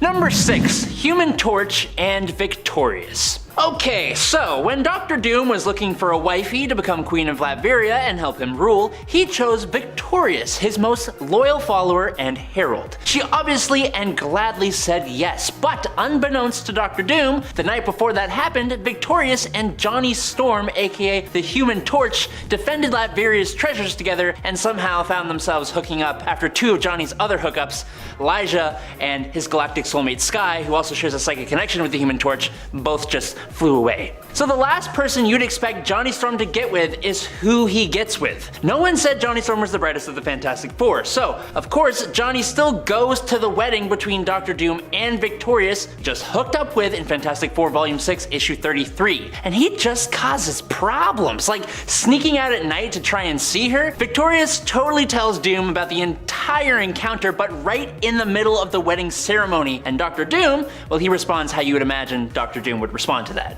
Badly. Number 5, Supergirl and Comet. Supergirl and Comet is definitely a weird one. While they really only had a brief potential romance, not even a full-on romance, Comet was Supergirl's magical horse. So yeah, I think you can see why this one is weird. I don't know if I really need to justify the awkwardness of this one. Now that being said though, Comet wasn't always a horse. He was accidentally transformed into one. He was actually originally a centaur. I guess that's not that much better, but he was actually going to be turned into a full human. But instead of being turned into a full human, he was accidentally turned into a full horse, which I guess is an easy error to make when you have a centaur. However, when a certain comet flew overhead, he would basically get to be human for a day, which is how he was able to romance Supergirl, albeit admittedly quite briefly. Number 4, Miss Marvel and Marcus. In Avengers 197 from 1980, Carol Danvers, back when she was Miss Marvel, discovers that she is pregnant. She doesn't remember how it happened, and that sweet little baby is growing quick. Not 3 issues later, in Avengers 200, Carol pops the little sucker out within days of even finding out that she was pregnant, and all the Avengers are like weirdly excited about it, as if it's not the weirdest thing that just happened, and they treat Carol like she's the unreasonable one for not being excited. The baby, who has been named Marcus, grows up into adulthood in basically hours and reveals that he is actually the son of Immortus, the ruler of Limbo and one of the different incarnations of Kang the Conqueror. Immortus had Marcus with a woman he had apparently plucked out of the time stream, but Marcus was trapped in Limbo until he could be born on Earth. So, Marcus had brought Danvers to Limbo, romanced her with a combination of charm and quote, subtle manipulation from Immortus's machines, and he got Miss Marvel pregnant so that he could be born on Earth as her child. Number 3, Kraven and Queen Goblin. I mean, it's hard to top that last one, but we're gonna try. What is even happening here? Okay, I'm gonna be honest. I did think Queen Goblin was an interesting character when she first appeared in the comics. She was originally the therapist Ashley Kafka, or at least a clone of the original Ashley Kafka. With her work, she attempted to help Ben Reilly during his time and her time working for Beyond as his therapist, back when he was Spider-Man during the whole Beyond story arc in the Spider-Man comic. However, eventually the Beyond Corporation would be revealed as being, surprise, evil, and they would turn Kafka into a villain herself, with her becoming Queen Goblin. Not to be confused with the Goblin Queen, totally different character. And yet this change also resulted in her getting a new villainous beau as well, partnering up with Kraven, or at least, once again, a clone of Kraven, who took the place of his original as his pseudo-son. That's comics for you. Number 2, Gwen Stacy and Norman Osborn. The passing of Gwen Stacy at the hands of the Green Goblin is one of the defining moments in Peter Parker's life, and it cemented Green Goblin as one of Peter's most ruthless foes. But then Marvel and J. Michael Straczynski gave us the Sins Past Spider-Man story arc, and specifically Amazing Spider-Man Volume 1, number 512. 2 twin assassins show up in New York on the trail of the Web-Slinger. To cut to the chase, these twins were actually the secret children of Gwen Stacy and frickin' Norman Osborn from when they had an affair, and their birth was suddenly revealed as the whole reason that Norman even offed Gwen in the first place. But Adam, how are these twins around the same age as Peter is? Apparently, it's because of Norman's enhanced blood, which caused them to age quicker than normal. Basically, Marvel decided that ruining the image of Gwen Stacy and slightly devaluing her passing was worth it to create an extremely overcomplicated story arc that goes nowhere and adds nothing but ickiness to the Spider-Man continuity.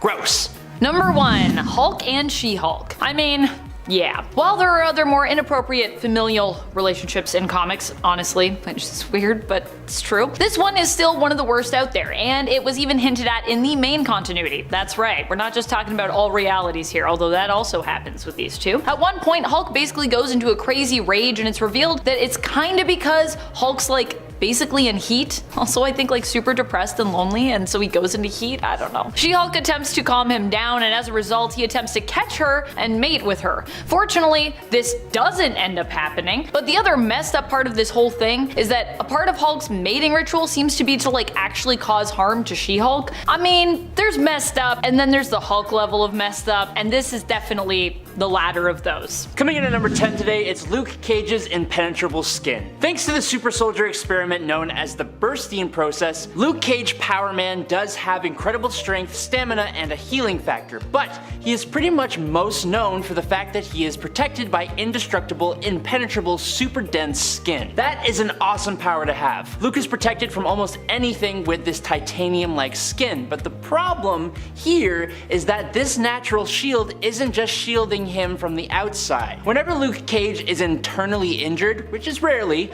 the character requires more than almost anyone else ever would. It's next to impossible to perform surgery on Luke Cage unless you happen to have access to an overpowered medical laser. The natural ways someone might be healed from some kind of internal injury do not apply, as doctors can't even cut through Cage's skin to begin the procedure in the first place. As you can imagine, this can be pretty problematic. In at 50% off sales. Captain Margaret Elizabeth, or Peggy Carter, was a distinguished Avenger and founding member of the Illuminati, who played a crucial role in the Infinity War of 2018 of our world, where she valiantly fought against Thanos and aided during the Battle of Titan. In the aftermath, when Doctor Strange utilized the Darkhold for dreamwalking, resulting in a multiversal threat of, incursions, Carter, along with the rest of the Illuminati, voted in favor of executing him to safeguard their universe. In the years that followed, Carter found herself residing over a hearing concerning an alternate version of Doctor Strange who was apprehended by Baron Mordo on suspicions of posing a similar danger. Before the vote could be finalized though, to condemn this alternate Doctor Strange, their headquarters came under attack by the Scarlet Witch. Carter and her fellow Illuminati confronted her,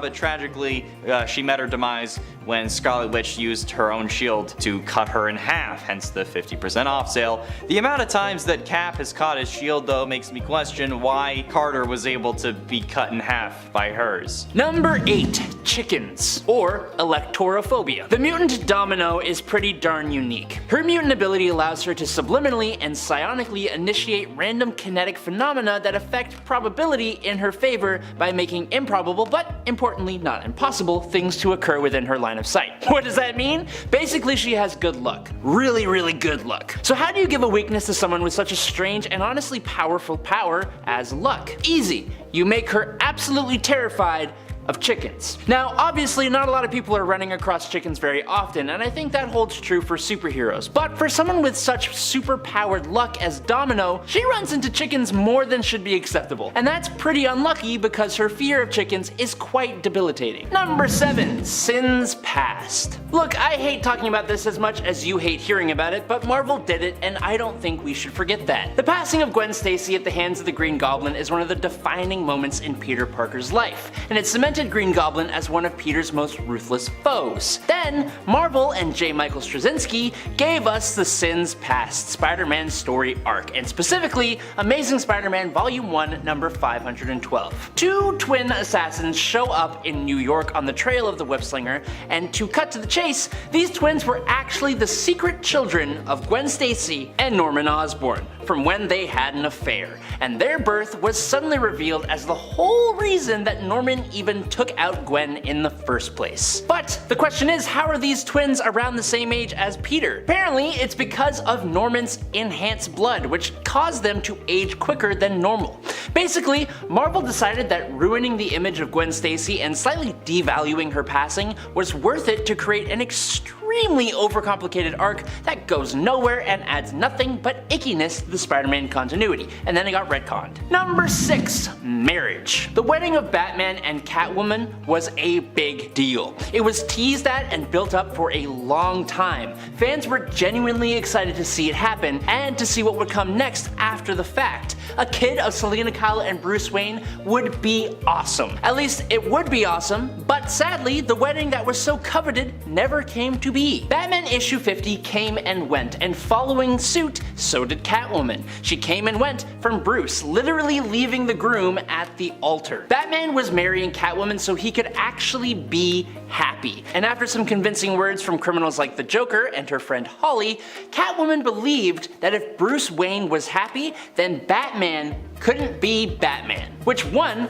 that's just depressing, but two, both the Joker and Holly, alongside Riddler, Gotham Girl, Flashpoint, Thomas Wayne Batman, and other villains, were actually working for Bane, who was manipulating events in order to break Batman emotionally and give rise to the City of Bane event. It certainly sent Batman down a path of absolute despair. He became much more drastic with his fighting of criminals, particularly an innocent Mr. Freeze, and he even donned a less advanced version of his Batsuit that he would just take more of a beating. It's just sad. Number 5. Spider-Man's black suit. Spider-Man's red and blue classic suit is extremely iconic, and I don't think anyone thinks that it's bad. The Sam Raimi version of that suit is beautiful, but the black spider suit that appeared in Secret Wars? Whew, that suit was something else. If you tell me that you don't like this one, you are a liar, and two, we cannot be friends.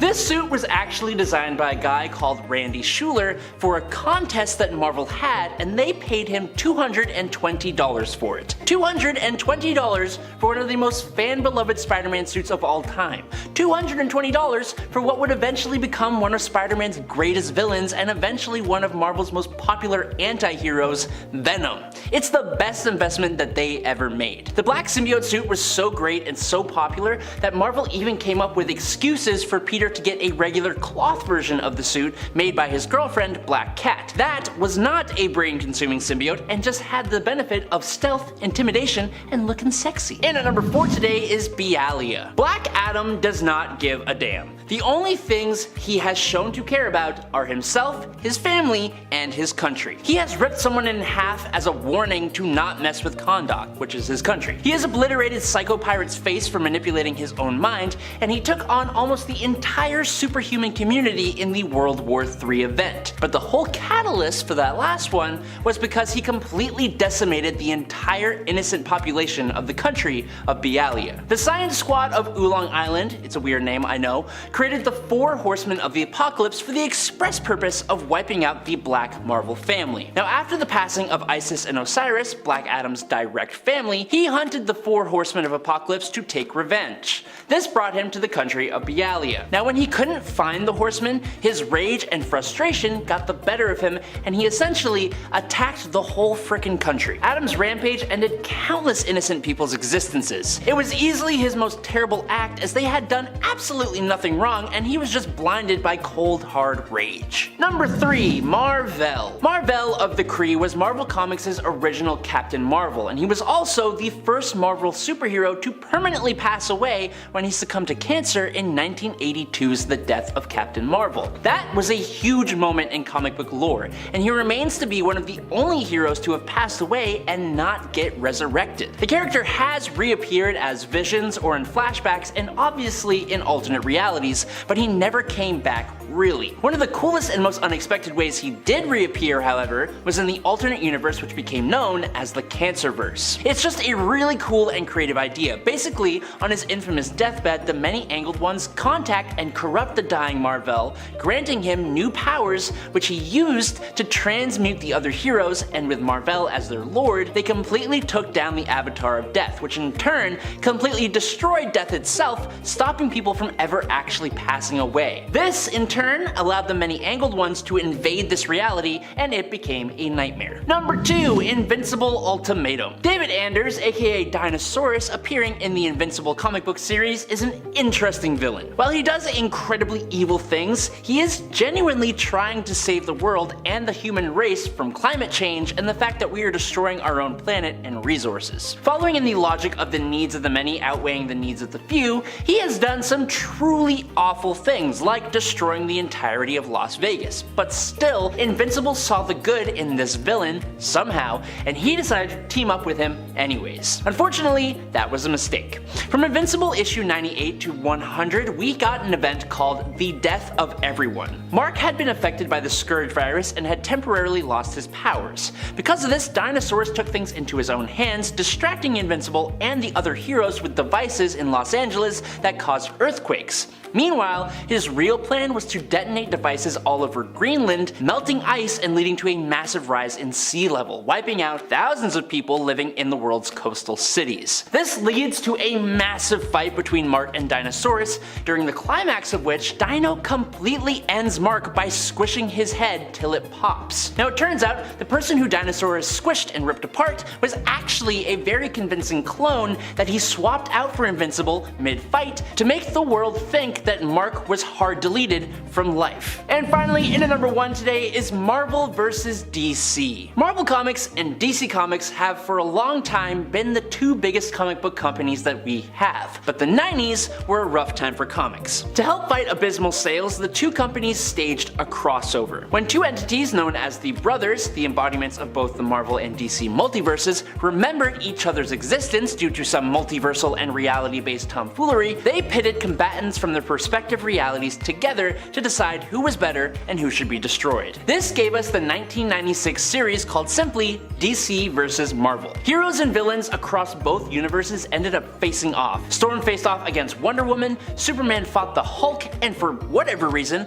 Robin faced off against the X-Men Jubilee. I don't know. DC vs. Marvel was shameless fan service, and no one cared because it was awesome. Sure, it wasn't particularly that well written or drawn, but whatever. As a solution to the conflict, the Living Tribunal from Marvel and the Spectre from DC joined forces and combined the two universes together, creating the Amalgam Universe. A universe that had its own unique history and was a combination of both DC and Marvel with mashed together characters like Darkclaw. A crossover like this hadn't happened before, and it probably won't ever happen again, but I for one am just glad that it happened at all. Starting us off in at number 10, Aquaman. Arthur Curry Aquaman is anything but weak. Anyone familiar with his skill set or any of the feats that he's accomplished over the years will know that to be true. Yet Aquaman has a reputation of being a laughable hero. This is all thanks to a Silver Age portrayal of him that wasn't even in the comics. We're talking about the animated television series Super Friends, where he was depicted as a weak and wholesome superhero in comparison to his Justice League peers. And then there's that seemingly ceaseless joke concerning his communication with aquatic life. In reality, Arthur is an Atlantean demigod hybrid. Whoa. He's the king of Atlantis. Whoa! His aquatic physiology provides him powers likes of superhuman strength, speed, endurance, agility, durability, reflexes and senses, telepathic control of all aquatic life, the ability to speak and understand any language on Earth, underwater adaptation, and in many alternate reality versions of himself, hydrokinesis. All in all, it's tough to argue that Aquaman is a weak character. Maybe weakly written, but definitely not a weak character innately. Moving on to number 9, Black Widow. Compared to our previous number, Black Widow Natasha Romanova is a bit tougher of a character to argue for. She is human, she has no superpowers, and yet she manages to keep up with the best of them. Aside from a little help from tech, Black Widow has proven to be a dangerous foe in most capacities. She has a gifted intellect. Natasha has an uncanny affinity for psychological manipulation, and is able to mask her emotions perfectly. She's an expert tactician, a pro when it comes to hand-to-hand combat and espionage, and an expert marksman along with other weapons. And she's got an enhanced immune system thanks to her exceptional white blood cells. All of that combined makes her incredibly dangerous. But trust us, she probably would want you to underestimate her. It would make the satisfaction of kicking your butt that much sweeter. Moving on to number 8, Cannonball. Cannonball, aka Sam Gerthy, first appeared in Marvel graphic novel issue 4, The New Mutants, in 1982. And while he's probably one of the lesser known characters on our list, he is a force to be reckoned with. The reason why Gerthy is often assumed to be weak is because of his mutant abilities. He can fly at jet speeds while encased in an impenetrable force field. Sure, that's great from a defensive standpoint, but you can imagine why some feel like he's a little useless. On the flip side of that, some would argue that he's one of the most powerful non-Omega level mutants. Since his debut, he has grown in power. His body generates thermochemical energy that releases from his skin, allowing him not only to speed through the air with great maneuverability, but he can manipulate it to have other effects. He can fire this thermochemical energy blast from almost any part of his body, manifested as an impenetrable and virtually indestructible blast field to protect himself from harm. He can extend that shield to protect others, and shape it around them however he chooses. He can use it to imprison others, he can use it to absorb outside kinetic impacts to supply himself with additional energy, and he can increase the power of his blows in combat to create an explosive shock upon impact. I don't know about you, but I would not want to get on this fella's bad side. Number 7, Jericho vs. Vigilante. Okay, so I did talk about this one for brutal villain defeats, but I had no idea this moment happened before, so if we're talking about brutal DC moments we never saw coming, this one for sure hits the mark for me. Joey Wilson, aka Jericho, is the son of the infamous assassin Deathstroke the Destroyer, but despite that fact, Jericho made almost every effort to be a hero, and he was one. He was even a member of the Teen Titans, the team that consistently stands against his own dad. Now Jericho has the ability, granted to him by the same method that granted his dad his abilities, to transfer his consciousness into the body of another using eye contact and take control of them, effectively possessing them. And it was pretty powerful. He could control some pretty strong beings. Unfortunately, every time he did this, a small shred of the individual psyche remained in his head. At first, it was nothing that he couldn't deal with, just 1 or 2 psyches, but over time, possessing multiple people, he had so many psyches floating through his head that it drove him insane. Now the rogue anti-hero known as Vigilante took on the responsibility of stopping Jericho, and where Vigilante originally planned to just go the quick route and completely end Jericho, Jericho's sister stood firm that her brother was a good person at heart and should not lose his life. Vigilante Vigilante heard her out and decided to not deal with this threat in a lethal way. Instead, after Jericho was captured and in the back of a police vehicle,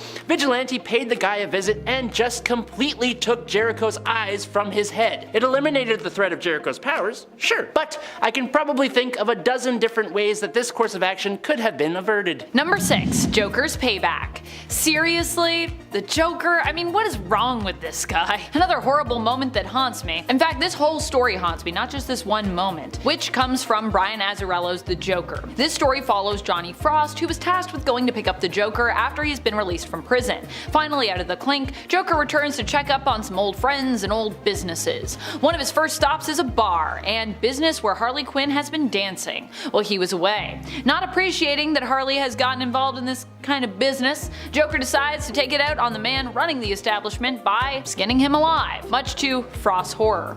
Although, to be honest, this is really only the beginning and things only get much worse from there, especially from Johnny's perspective. Number 5. Abandoned at the altar. The wedding of Batman and Catwoman was a big frickin' deal. It was teased at and built up for a long time. Fans were genuinely excited to see it happen and to see what could come next after the fact. A kid of Selina Kyle and Bruce Wayne, what would that be like? We've seen futures where they end up together, but sadly, the wedding that was so coveted never came to be. Batman issue 50 came and went, and following suit, so did Catwoman. Came and went from Bruce's life, literally leaving the groom at the altar. Not like permanently leaving his life, but kind of. Batman was marrying Catwoman so he could literally be happy, and after some convincing words from criminals like the Joker and her friend Holly, Catwoman believed that if Bruce Wayne was happy, then Batman couldn't be Batman, which, 1, that's depressing as hell, but 2, both the Joker and Holly, alongside Riddler, Gotham Girl, Flashpoint, Thomas Wayne, Batman, and other villains, were working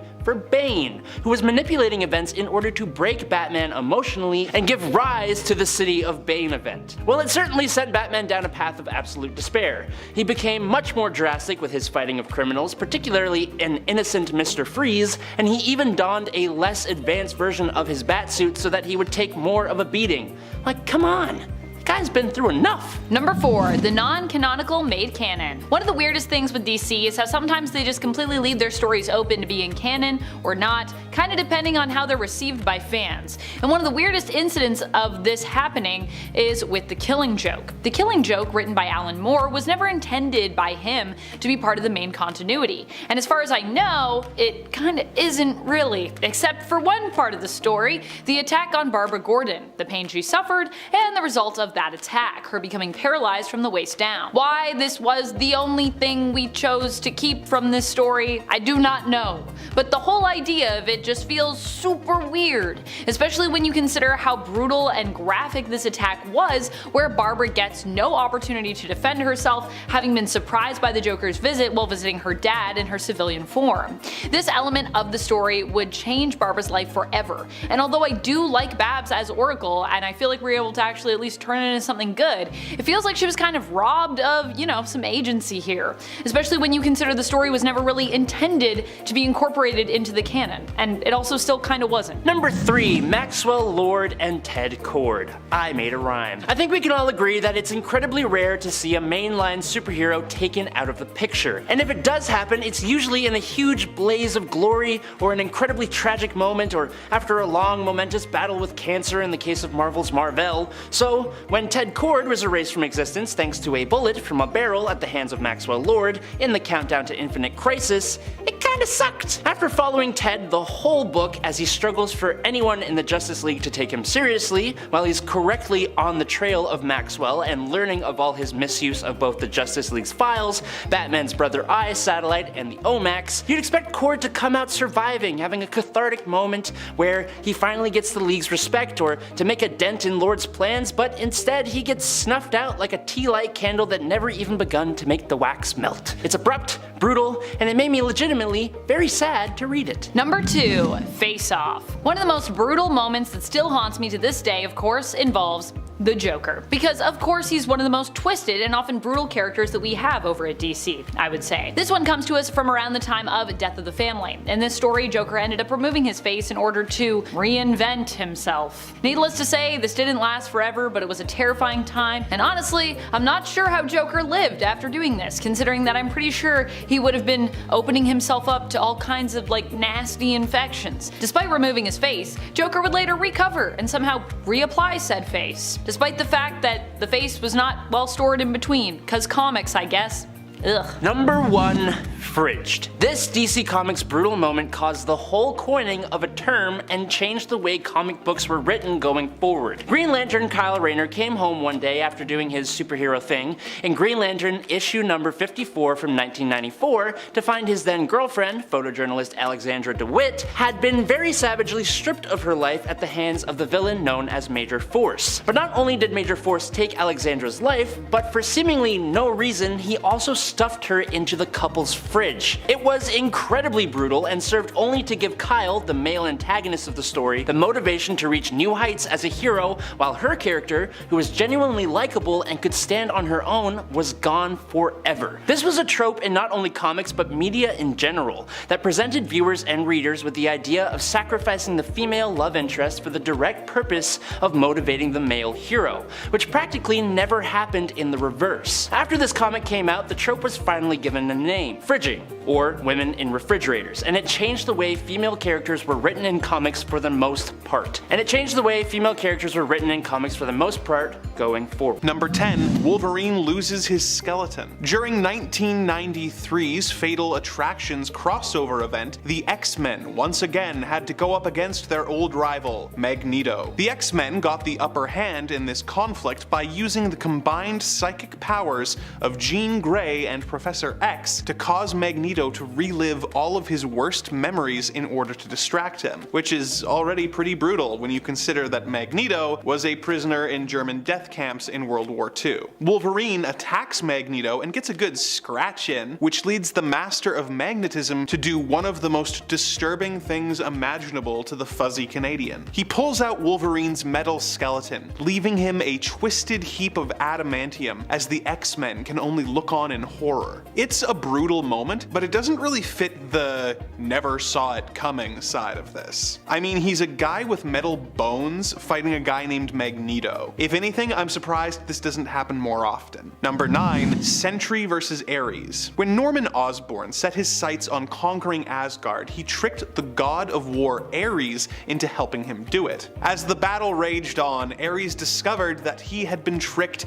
and turned on Osborn, vowing to destroy him. Unfortunately, Norman had the Sentry with him. Worst still, this version of Sentry had given in to the darker urges of his void self. Ares did his best against Sentry, but the fight ended in a truly brutal fashion, with Sentry ripping Ares in half in a shower of gore and entrails. It's a lot, but although you could make the case for it being one of the most graphic Marvel moments, I don't think it checks enough emotional boxes for me to consider it the most brutal by any means. Number 8, Punisher's Steamroller. Frank Castle isn't known for working well with others, but if there's anyone you'd think he'd get along with, it would be Wolverine. They teamed up in Punisher Volume 6, number 17, and it quickly went off the rails, with them being swarmed by a gang of little people who wanted to cut off their legs in order to make them short. In order to get Wolverine into a fit of berserker rage, Frank makes fun of Logan's height, causing Wolverine to go after him. Wolverine calmed down, but Punisher decided that he was slowing him down and blasted Wolvie's legs apart. After taking care of the gang of little people, Frank decides that the best way to keep Wolverine from coming after him is to run him over with a steamroller. Wolverine will obviously heal, so it doesn't have long-term consequences, but it's still a pretty rough move on Frank's part. Number 7, Thanos Rising. Thanos Rising is a mini-series that explores the origins of one of Marvel's most iconic villains, Thanos the Mad Titan. It starts with him as a child, and explores his early courtship with Death, who keeps manipulating him into situations weapons that caused Thanos to kill. At first he is taking out lizards that hurt his friends, but this soon escalates into him capturing classmates in order to dissect them to see what is wrong with him in comparison to others. He insists that all the death is just a means to an end, but eventually admits that he has grown to enjoy it. This solidifies when he decides to capture and dissect his mother so that he can continue to find out why he is different, showing no remorse or care for his actions. It is a brutal origin for the character, and honestly, for a character as twisted as Thanos, nothing else would have sufficed. Number 6. Deadpool kills his parents. Part of the original Sin comics, Deadpool Volume 5 Issue 34 features a twisted tale from the Merc with the Mouth's past. It takes place in the 90s and is drawn in a style that reflects that. In this story, we see Deadpool in his early days as a brainwashed assassin. His handler decides to test how deeply they have Wade under their control and sends him and Sabretooth to his childhood home with the mission of ending the lives of his own parents. Wade doesn't have much memory of his past and eagerly goes for the house, but he is stopped from attacking his parents. Kevin, you are never gonna guess who stops him. It's 90s Alpha Flight, who I'm honestly surprised haven't crossed paths with Deadpool more often. The two teams fight, and Sabretooth and Deadpool manage to get away, their mission a failure. The jovial tone of the book then takes a sharp turn as Deadpool grabs a drink, returns to his childhood home, and silently takes a tour of the strange and familiar sights before setting the house on fire and getting into the car with Sabretooth without a word. The fact that the book is so lighthearted before this moment makes the final blow so much more brutal. Number 5. Hulk, the end. While I found Punisher, the end, to be kinda bad and immature despite trying really hard to be mature, I really like the Hulk, the end story. In this book, the world has come to an end after a nuclear war, and all of humanity has died off, save Bruce Banner, who is now over 200 years old. He wanders the world by himself, wanting to die, but being unable to, as the Hulk wants to continue being the strongest one there is. The only creatures that have survived are giant mutated swarms of bugs, who chase and devour the Hulk, always leaving him a mutilated mess on the ground before leaving him to heal. This continues for years until Bruce realizes that he is the modern Prometheus, who brought fire to the people of Earth from the gods and was punished by being left alone to be consumed by birds. Bruce finally passes, leaving the Hulk to wander the wasteland completely alone for all time. Number 4. Marvel Zombies, Dead Days. In Marvel Zombies, we are shown a world where all of the Earth's heroes have been transformed into flesh-eating zombies who are trying to find more humans to consume to sate their seemingly unending appetite. In the one-shot comic Dead Days, we are shown the last days of the human race, as well as our favorite heroes becoming the cruel monsters we know from Marvel Zombies. There are some brutal and disturbing moments, such as Spider-Man turning and eating Mary Jane. Okay, Kevin will appreciate this. We get to see the zombified Alpha Flight attacking the X-Men after having ate Professor X before they are graphically dispatched by Magneto. We also get to see She-Hulk eating Val and Franklin Richards before having her head blown off by Sue Storm. Every page is more disturbing than the last, but I think the worst part is when Reed Richards decides that zombies are actually the next step in evolution and infects the other Fantastic Four members and then allows them to feed on him and turn him as he smiles. Number 3. Civil War. For anyone only familiar with the movie adaptation of Marvel's Civil War, the reasons behind the Superhero Registration Act are a bit different, and much more awful. The story begins with the superhero team the New Warriors about to raid a home in Stamford, Connecticut, where a group of supervillains are hiding out. The New Warriors were filming a reality show and were being extremely careless when they attacked the villains. The resulting fight led to the villain Nitro and Namorita fighting in front of a school full of children. Nitro then exploded, wiping out the school and the surrounding area. Hundreds of civilians, most of the villains, and most of the heroes all died as a result. It is a rough way to start off the book and really does a good job of setting up the moral quandary at the heart of the story. Number 2. Ruins. You guys were super helpful with recommendations in the comments in part 1, and a lot of the entries on this list are from there, so thank you. One of the ones I wasn't familiar with that a lot of you mentioned was Marvel Ruins, and you were right. it's a rough one. Marvel Ruins is a two-part mini-series that essentially asks the question of what would the Marvel Universe be if instead of accidents resulting in heroes getting powers, they just got sick and died. For example, in this universe, Matt Murdock saved the old man from getting hit from the truck, and the radioactive goop that got in his eyes caused him to die in the hospital without growing up and becoming Daredevil. Wolverine has a painful bone disease. Captain America introduced Nick Fury to cannibalism at some point. Jean Grey is a teenager selling herself on the street before being killed by Fury, who then takes his own life. Okay, Kevin is gonna be so thrilled. We even get a brief look at Alpha Flight's Aurora and North Star, who are homeless, naked, and starving on the streets. Everything is awful. But my favorite bit comes from issue 2, where it is revealed that when Peter Parker was bitten by the radioactive spider, it gave him a deadly and contagious radiation disease that is spreading among the population. The book is relentless. There's not really much of a story thread other than what if everything sucked? And it answers that question in great and brutal detail. Number 1, the death of the X-Men. The Old Man Logan story takes place on an Earth where the villains finally got organized and teamed up to take over the world, under the command of the Red Skull. The book is filled with disturbing ideas and moments, such as Hulk having an evil gang of Hulk children with his cousin She-Hulk, but the worst in my opinion is how the villains took out the X-Men on the night they came to power. Wolverine was monitoring the situation with Jubilee when the X-Mansion was suddenly attacked by supervillains. As the children fled, Wolverine made a brave final stand against the bad guys,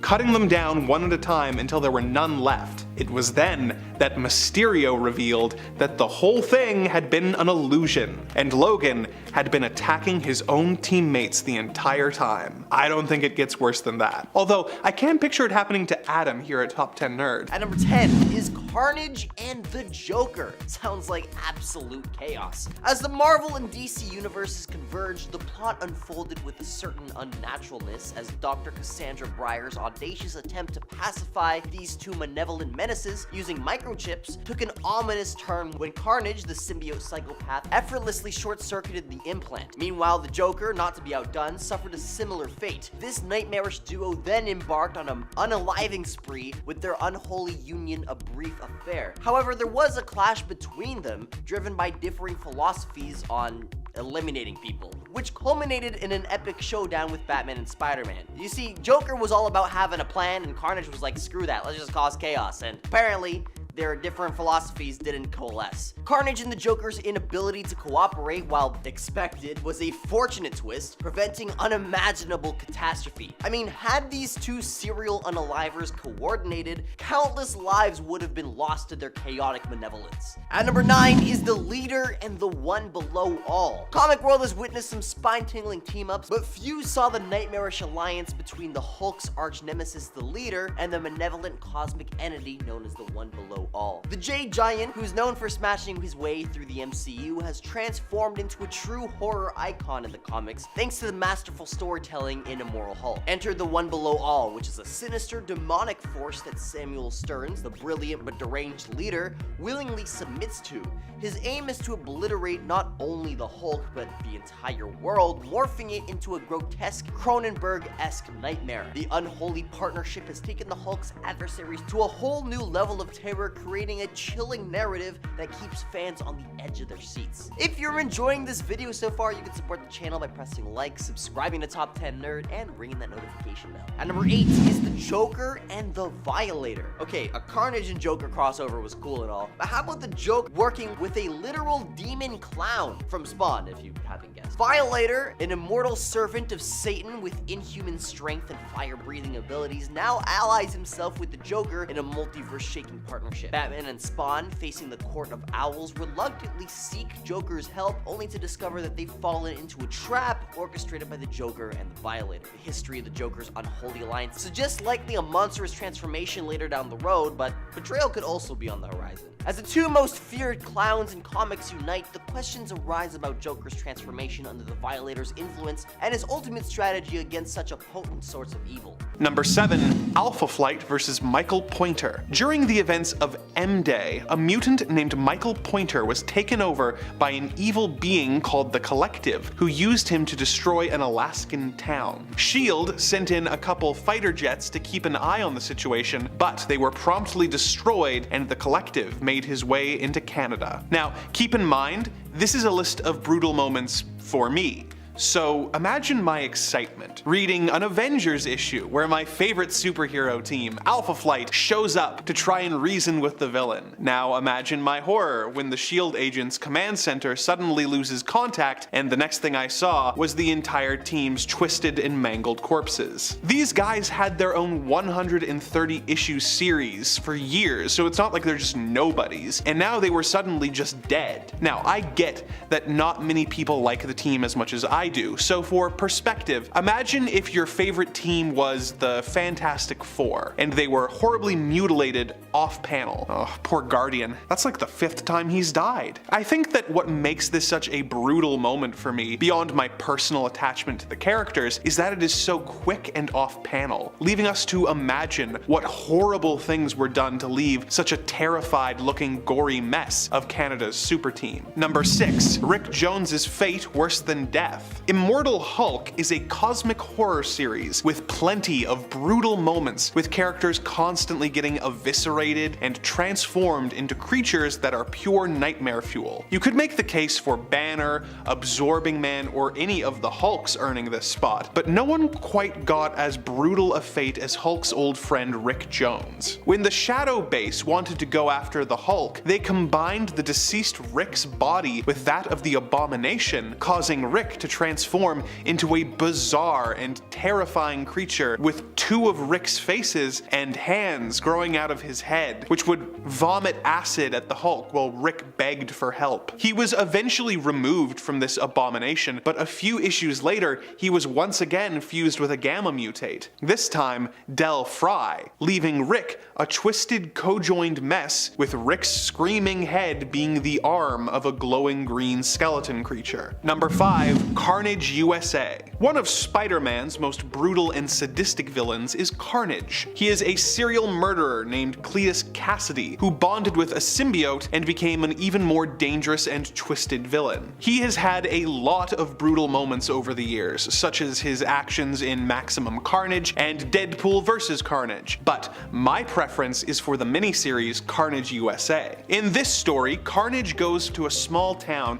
and sneaks into a meatpacking plant in order to eat an entire herd of cattle so that he can get strong enough to take over the town. He sends the symbiote in through the water pipes and takes over men, women, and children, forcing them to attack each other and holding a few of them hostage for and amusement. There are some brutal Cletus moments, such as sending a woman out to collect her husband's head in order to secure the safety of her children, but my favorite and most twisted is when he gathers all of the survivors in a church, hands out a bunch of pliers, and demands they pull out their own teeth in exchange for his mercy. Number 4. Deadpool kills the Marvel Universe again. In Deadpool Kills the Marvel Universe, Deadpool became aware of his status as a fictional character and lost his mind, going on a brutal kill streak that resulted in all the Marvel heroes and villains getting dispatched in cruel and unusual ways. A few years later, in the sequel, we got to see a Deadpool from another world do the same thing. On this Earth, Deadpool is put under mind control by the villains of the Marvel Universe and tricked into going after his friends. What makes it even more disturbing than the first for me was the fact that while he's attacking the heroes, he is living a fantasy in his head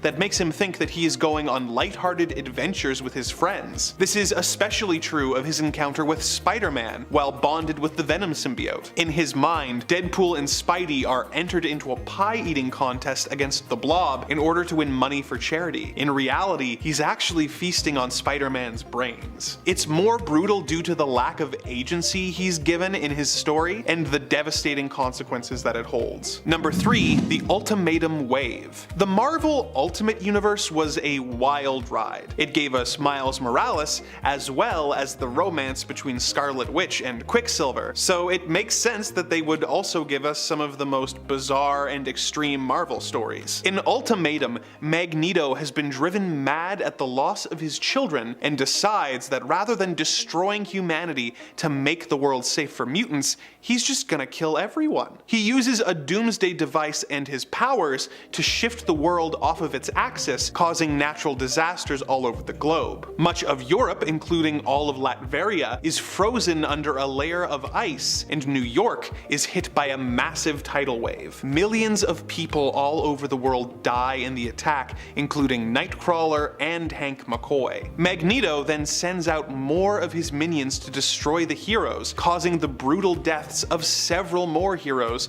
including Hank Pym, Doctor Strange, and Thor, just to name a few. Professor X gets personally murdered by Magneto, who later has his face blasted off by Cyclops, who then gets assassinated at an anti-mutant rally. It is a relentless story, but I think the most brutal moment is when Pym finds his wife Janet being eaten by the Blob and responds by entering his giant form, picking up the Blob, and biting his head off. Number 2, Marvel Zombies. Marvel Zombies is pretty self-explanatory. It takes place on an alternate Earth where the heroes of the Marvel Universe have been infected with a zombie virus. They retain much of their intelligence and personality, but they are so consumed with hunger that they are willing to go to any lengths to get to their next meal. There is something so brutal about watching all of your favorite heroes hunt down Magneto and brutally and graphically eat him in the opening pages, and it only gets more disturbing from there. I'd say that the most brutal moment in this story is the revelation that Hank Pym has been keeping T'Challa sedated but alive in a lab, and he has been removing his limbs one by one to eat. It's a brutal and disgusting story that you can't help but have fun reading. Number 1, Spider-Man's take on September 11th. There are way more gory and graphic Marvel moments on this list, but the fact that this comic features the real-life tragedy of September 11th, 2001 makes it hard to justify putting it lower on the list. Like, I can't sit here and say that a fictional tidal wave was worse than this. Anyways, this issue of Amazing Spider-Man was released a month after the tragedy and opens with Spider-Man surveying the devastation as civilians ask him why he didn't stop the attack. The book is kind of a mixed bag with the benefit of hindsight, with devastating moments like a little boy lost in the rubble looking for his dad, but also features moments like Dr. Doom crying at the sight of the devastation, as if he hasn't tried to do this exact same thing multiple times. I have mixed feelings about whether this book should have been made so soon after the real life events, but wherever you land, it's hard not to describe the events depicted as Number 10, Joe Fixit and Red She-Hulk/Red Harpy. For a book that's about a giant green monster that's potentially a vessel for the opposite to God that preys on the nightmares and rage of mankind, Immortal Hulk has a lot of heartfelt moments. Betty Ross and Bruce Banner's relationship is complex. They were so good together at first, but obviously the Hulk makes things complicated, and Bruce has a lot of childhood stuff and daddy issues to get through, like a metric butt ton. Eventually, Betty passed away, but she came back and became the Red She-Hulk, and then she fused that persona with that of her Harpy persona that she has become a few times, so that she was the Red Harpy Hulk thing. Well, essentially, in Immortal Hulk issue 48, while Hulk was Joe Fixit, he and Betty as the Red Harpy got it on. She talked about how closed off Bruce is to her compared to the Joe Fixit persona, and even other personas of the Hulk. It's just so weird to me, and it almost feels like this is Betty cheating on Bruce, but it's really just two aspects of Betty and Bruce hooking up together. I don't know if it's cheating or not, but it's certainly strange. Number 9, Miss Marvel and Vision. Captain Marvel and Vision are definitely a couple of the weirdest ones on this list. And we also happen to just be starting out, so it's not a good sign. Back in the day, Carol was not yet known as Captain Marvel and instead went by the name of Miss Marvel. This was before Kamala Khan came along and took up that mantle for herself after Carol had moved on from it, becoming Captain Marvel. Kamala inherited it, by the way, because she was just a massive Carol Danvers fangirl, which I kinda love. Before those days, however, there was the awkward awkward date that happened between Carol as Miss Marvel and Vision. This was after Vision and Scarlet Witch had broken up, and I gotta say, I don't know who takes the cake for having more awkward dates between them, but in a weird way, it kind of makes sense that they'd get together and have an awkward date, considering that when I think of awkward superhero dates in Marvel Comics, both of these people come to mind for me for like folks who have had some of the most awkward date moments. Number 8, Nightwing. This one is a little unique, not only because it breaks up a long-beloved relationship between Nightwing and his Teen Titans teammate Starfire, but also because the writers of the comics retcon things about multiple characters' histories that made no sense or kinda completely ruined the integrity of said characters. After deciding that Barbara Gordon is the perfect fit for Nightwing over Starfire, the beginning pages of Nightwing Annual No. 2 in 2007 gave us Nightwing confessing how absolutely madly in love he is with Barbara. The story then goes on to retcon their entire history, stating that they have been in love since the days when they were Batgirl and Robin, despite the weird age difference. And then, if that weren't weird enough, the book turns Dick Grayson into a cheater. Dick shows up the night before he's supposed to marry Starfire and spends the night with Babs. So he cheats on Corey, but then Dick also gives Babs an invitation to that wedding after just spending the night together, and she wasn't even aware that Dick was still planning to get married in the first place.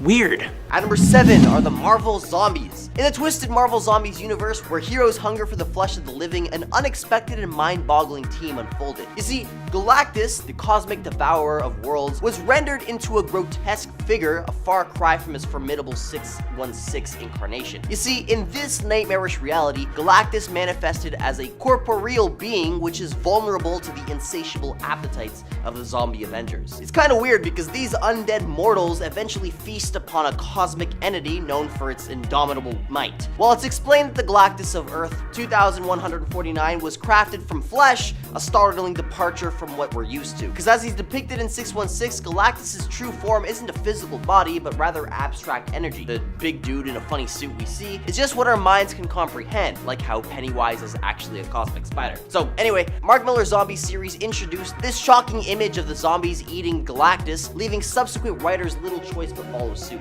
As the zombie Avengers devoured Galactus, they unwittingly inherited his purpose, setting off a multiversal buffet until the cosmic meal dwindled and the cosmic power ran out, returning them to their ravenous roots. At number 6 are the Secret Six, a team once heralded as heroes back in the 60s, but slowly became an unexpected amalgamation of villainy that took the comic world by surprise. Unlike your run-of-the-mill baddie alliances, this group incorporated a diverse roster with Deadshot, Bane, and Harley Quinn, and even the notorious Joker claiming membership. But what's truly shocking is the mysterious puppeteer known as Mockingbird. It's like discovering that Batman has been secretly pulling the strings for the Joker all along. The revelation that the Riddler or Lex Luthor also had their hands in the mix is sort of like unearthing the Pandora's box of villainy. These unexpected team-ups redefine the very essence of villainy and heroism, demonstrating that in the realm of comics, the line between good and evil can blur in the most spine-chilling ways. Speaking of which, at number 5 is Norman Osborn's Dark Avengers. Spider-Man's most terrifying villain is allowed to form his own Avengers? Now that's scary. Following the Skrull invasion, Osborn seized control of S.H.I.E.L.D., manipulating them in the Thunderbolt to create his own sinister version of the Avengers under the guise of the Hammer Agency. What makes this alliance truly spine-chilling is the unsettling cast of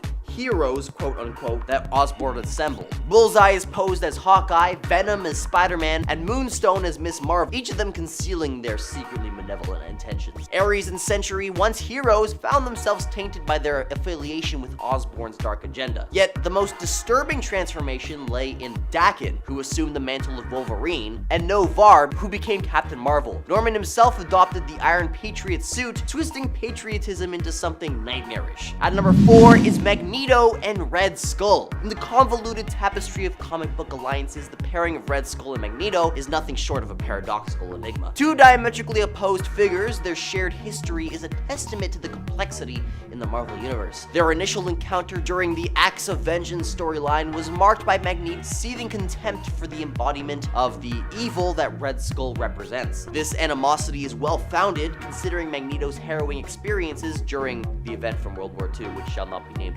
Yet, as the narrative As the narrative threats of Marvel Comics tend to weave, we find Magneto standing shoulder to shoulder with the very antagonist he once despised. In Deadpool eliminates the Marvel Universe again, and in Old Man Logan, these universes both witnessed Magneto's unsettling alliance with Red Skull as they collaborated to further their nefarious ambition. This unlikely partnership serves as a testament to the ever-shifting alliances and allegiances and the moral ambiguities that define the Marvel Universe, where heroes and villains dance on a precarious tightrope of alliances and rivalry. At number 3, the Crime Master and Toxin. Let's take a look at the shocking collaboration between Flash Thompson, known as Agent Venom, and the notorious Crime Master during the Agent Venom storyline. See, at first glance, it seemed like an ordinary showdown between hero and villain, but beneath the surface, a sinister plot was unfolding. The Crime Master, the ever-cunning mastermind, developed a plan that transcended mere villainy. See, he coerced Eddie Brock, the former Venom, into joining his malevolent cause. However, his ambition didn't stop there. Using the formidable symbiote Toxin, the Crime Master forcibly merged it with Eddie, creating an unholy alliance. Together with the villains, they embarked on a campaign of terror, targeting not just Agent Venom, but also his loved one, revealing a level of malevolence that left readers in complete shock. At number 2 is Judge Joker. Now, the scariest villain team-ups often emerge when you least expect them, like when the Joker, infamous for his lack of superpowers, ventured beyond his universe. In the Batman/Judge Dredd's, Joker wields unimaginable powers after crossing into Judge Dredd's realm via a multiversal teleportation belt. He aids Judge Unalive, a malevolent entity seeking to annihilate all life across the multiverse. In return, Judge Unalive imparts sinister abilities upon Joker, transforming him into another dark judge. Joker's newfound power allows him to make heads explode with his laughter, a grotesque and quite fitting ability. Each dark judge gains powers tied to their obsessions, making Joker's lethal laughter a darkly logical choice. He becomes immortal in this form, impervious to harm. However, the Joker's return to his original self is a twist in itself. See, if he had retained these abilities, he'd be unstoppable amidst even DC's mightiest heroes. While it's disappointing for the Clown Prince of Crime, his cinematic presence would dwindle with these R-rated powers, a reminder that sometimes unexpected alliances lead to frankly horrifying outcomes. And at number 1 is the Injustice League. The Injustice League, a formidable gathering of DC's most notorious evildoers, is typically led by the brilliant Lex Luthor, featuring iconic antagonists like the Joker, Deathstroke, Black Manta, Cheetah, and Sinestro. The Injustice League is a force to be reckoned with. However, their effectiveness as a team pales in comparison to their individual endeavors, primarily due to the Justice League's seamless teamwork. Interestingly, for those seeking the Legion of Doom, think of it as a rebranding of the Injustice League. The Super Friends are essentially mirrored in the Justice League, sharing many members and embodying similar dynamics. And so much of what applies to the Injustice League also holds true for the Legion of Doom as well. That's a 2-in-1 for you.